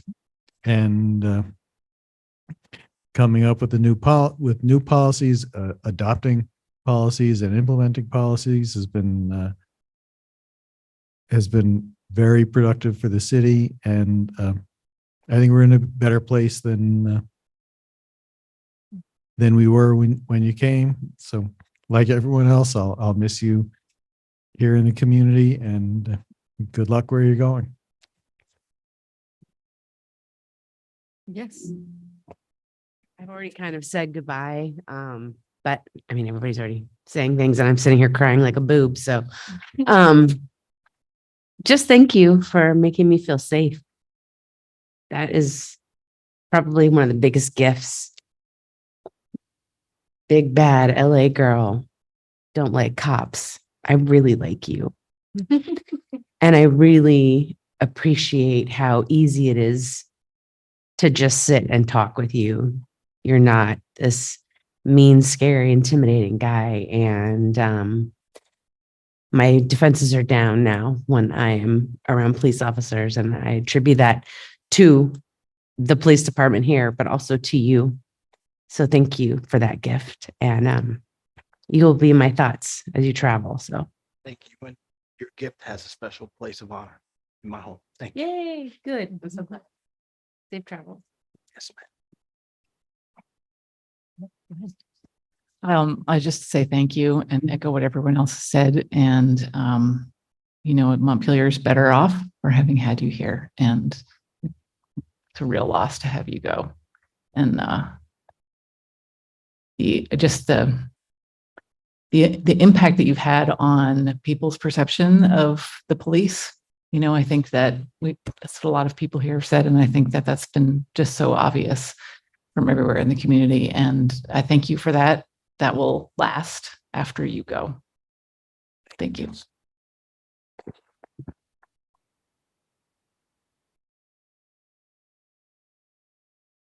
Okay. Well, so I actually. Well, I also want to thank you. It has been an extraordinary, wonderful pleasure on my behalf to work with you. And I'm so grateful that I had this opportunity to get to know you and to work with you. I also want you to know that that list of suggestions, that those final thoughts that you had, I want you to know that even as I step into a different role, I am taking all of those thoughts to heart. And I really appreciate and trust your opinion about those things. And I look forward to working together with the legislature on some of those points. Also, this list of accomplishments that the department has achieved over the last 2 years. I can't believe it's only been 2 years that you've done all of this incredible work. You did all of that through a pandemic, right? Like, you could have had all the excuse in the world to say, nah, we don't have the capacity. We don't have the, we don't have the staff to work on these things. But no, like, you helped push the department forward even when it was hard. And also through two of the most difficult years it has probably been to be a police officer anywhere in the country. And you carried the department through this extraordinarily difficult time. And in fact, didn't just carry it, made it better. And that is just absolutely remarkable. I want you to know that we are extraordinarily proud of you. We're proud of the department. I want to thank you for everything that you've brought to the department and to our community, because we are a better place, specifically because you were here and served with us, for us. And so with that, it is my pleasure and my honor to present you with a couple of things. So one is just a small gift, but the other is a key to the city of Montpelier. I'm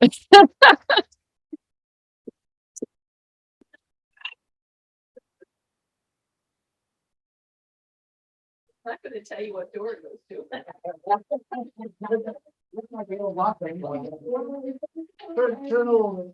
Oh, we gotta look this way. Oh. This way.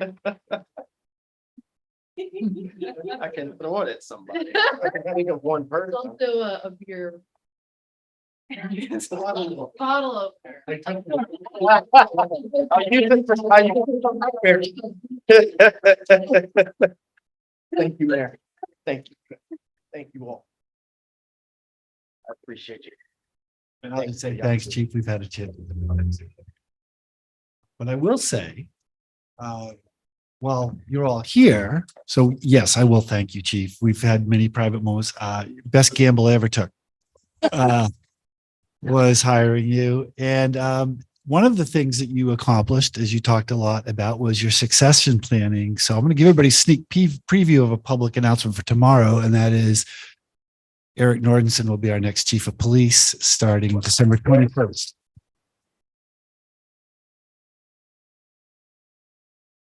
And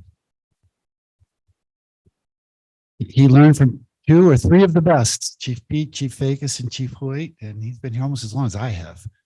We were talking about that the other day, and wow, I remember him as a rookie. And I'm glad you're here. No, he's going to be great. He is a tough act to follow. The support from the department, from the community, and from the prior chiefs for him was outstanding. And Chief Pete, I thank you for leaving Deputy Chief, soon to be Chief Nordenson in a better place than he was 3 years ago when he wasn't interested in this job. So you've done a great job with that and bringing along all your folks. So Congrats to Eric and congratulations to you, Chief. Good luck moving on. Okay. All right. Well, so moving on to our next item here. So we had a question about whether we should have a public hearing about this. So just so you know my thoughts on this, and I'm open to other thoughts. I think we probably do need to go into executive session to discuss what we're going to do, and that we could have a public hearing as has been requested, but I think that's something that we could also discuss in executive session. Like, as I said, the one does not necessarily preclude the other. So that would be my suggestion. And if we do a public hearing, I would suggest that it's not tonight.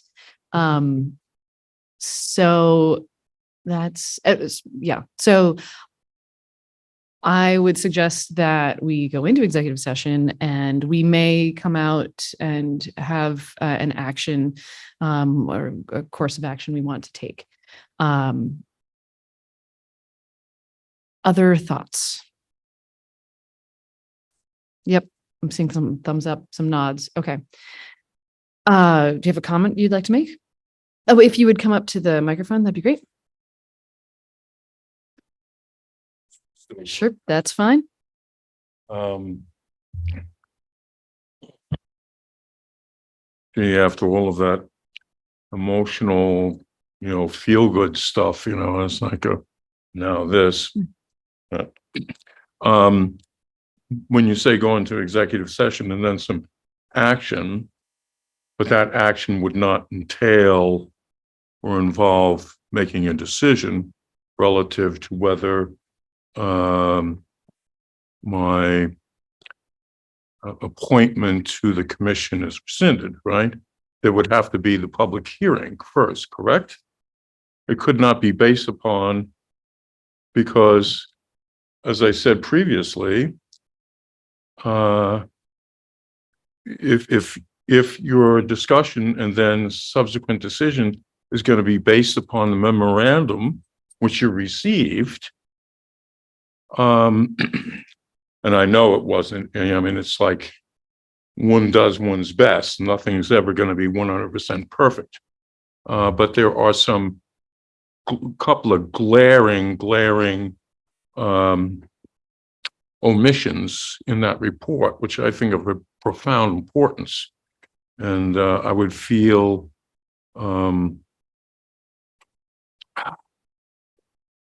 I would feel abused, frankly, if a decision was made, because again, as I said earlier, this to you is an agenda item. To me, it's about my character. And if I may say something just on a personal note, since the year 2009, I'm 74 years of age.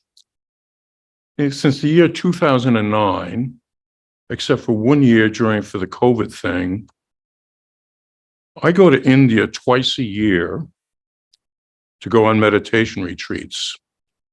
My meditation retreats it's what I call my spiritual IRA. My time on this planet is very, very limited. The truth is extremely important to me.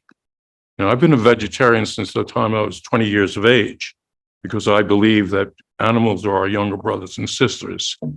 So the truth and my preparing for my next lifetime is very, very important to me. People who know me could say, Tom, you could describe him as being contrary, contentious, maybe even irascible. But sleaze is one word that people would never, ever say about me. And the kinds of innuendos and the kinds of assertions that were made about my behavior, the things that I said. But relative to that, there's just one very, very important fact about Monica that was omitted in Bill's report, which is very, very germane to this matter at hand. And that is this. When I went to see her poetry reading, at and you all have read the memorandum. When I went to see her at the poetry reading, at the very outset of her reading, she said to everybody present, 6 or 8 of us, she said, my artwork and my poetry are helping me heal from my traumatic brain injury. I went online and what is this? After all this brouhaha, and this is a fact, it's not like something, and this is why I say I mentioned this bill, but it's not in the report. I went online and it was like, well, okay, what is traumatic brain injury? The very first thing they're talking about is a person suffers from an anxiety and that they have emotional responses that are disproportionate to reality. So I did not want to say this here. I wanted to say it, like maybe, but there was no opportunity to do that. So I'm sorry, but it's coming out this way. But as I say, it's about my character. So thank you. I will wait here, I guess, until you do whatever. And just so you know, we may come out and make a decision. I think that is possible. But we can talk about what we're obligated to do. Okay, so with that, is there a motion? I move that we go into executive session pursuant to 1 VSA section 313A3 regarding the appointment or employment or evaluation of a public officer. And I just want to point out as we're discussing this and based on your comment, Mayor, that I don't think there's anything that requires us to go into executive session. That it is possible. It's always discretionary with the public body, so it's possible to not do this in executive session. But there's more than one public officer involved, and so that's part of the reason that I think it's appropriate to go into executive session. And I'll also point out to the council and the members of the public who are in attendance that the statutes also provide that no final or binding decision can be made except in public session. So whatever is discussed in executive session, the public final vote would be in public session. Yep. Oh, okay. So motion and a second. Further discussion? Okay, all in favor, please say aye. Aye. And opposed? All right, so we will be back at least to adjourn and possibly to have some further movement. We'll see. Okay, thanks.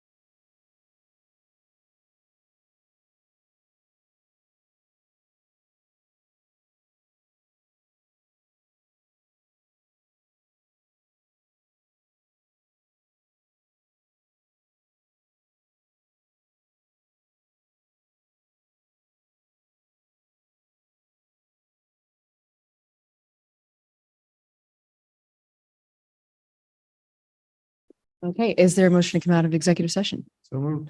All in favor, please say aye. Aye. And opposed? All right, Jack. Pursuant to section 317B of the Montpelier City Charter, I move that Tom Mulholland be removed from the Public Art Commission. Is further discussion? Okay, all in favor, please say aye. Aye. And opposed? All right, well, thank you. We just want to recognize it was not an appointment that was working out for the committee. So I'm assuming that we're going to reopen advertising for that committee.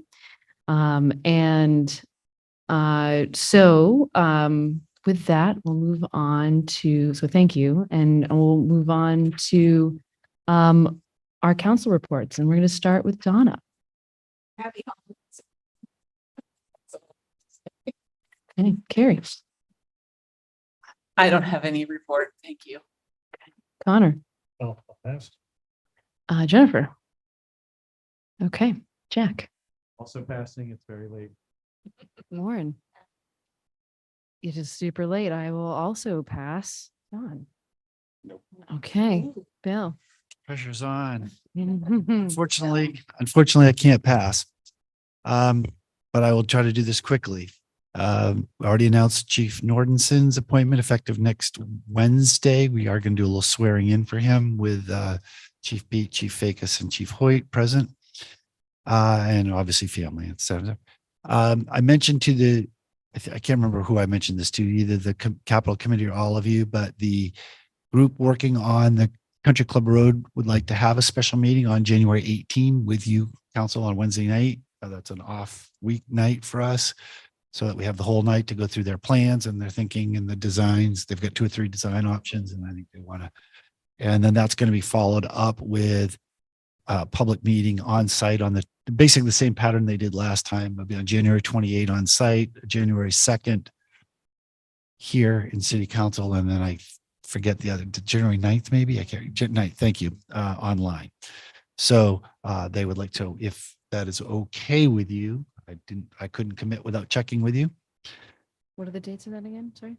So the main thing is the January 18 special meeting here for the council to brief the council. Then we can send you out the others, but are you available that evening? It's a third Wednesday. We had kind of held it as a possible budget workshop. 6:30, yeah. Even if I wanted to be here, I will not. I'm otherwise obligated anyway. Right. Yeah. So for the 5 of you that will still be on the count. Okay, great. Then we'll schedule that. We are very close on a finance director. Hopefully we'll also have an announcement on that by next week. If not the end of this week, we'll see. Very close. And just our capital committee meeting left our meeting saying at the end of the meeting tonight, we decide whether we want to meet again tomorrow, next week. And we said we'd wait. So now there's no more time to wait. So Wait, I'm sorry. the members of the capital improvement committee, the question was, do you want to get together again next week before the council meeting? And the answer was, let's wait and hear the whole budget. Let's see how it goes. And we'll decide at the end of the meeting. And I would say this is definitely the end of the meeting.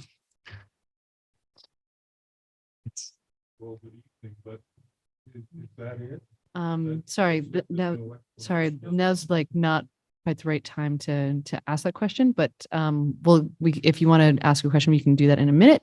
But right now, the question is for the Capital Improvement Committee. Members of the Capital Improvement Committee. Either way is fine. There's no right or wrong answer. Just do you or don't you? No, you were not there. Yeah, I go ahead. feel like we could address anything in the full budget discussion. I think we got the information we needed. So I think no. If everyone's comfortable, I'd say no. Okay. Great.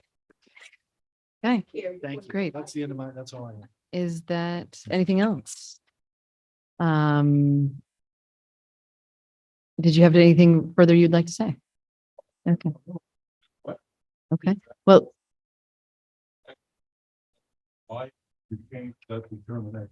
that is all there is. Yeah. Okay. All right. So with that, I think that is it. So without objection, we will consider the meeting adjourned. Phew. Thank you.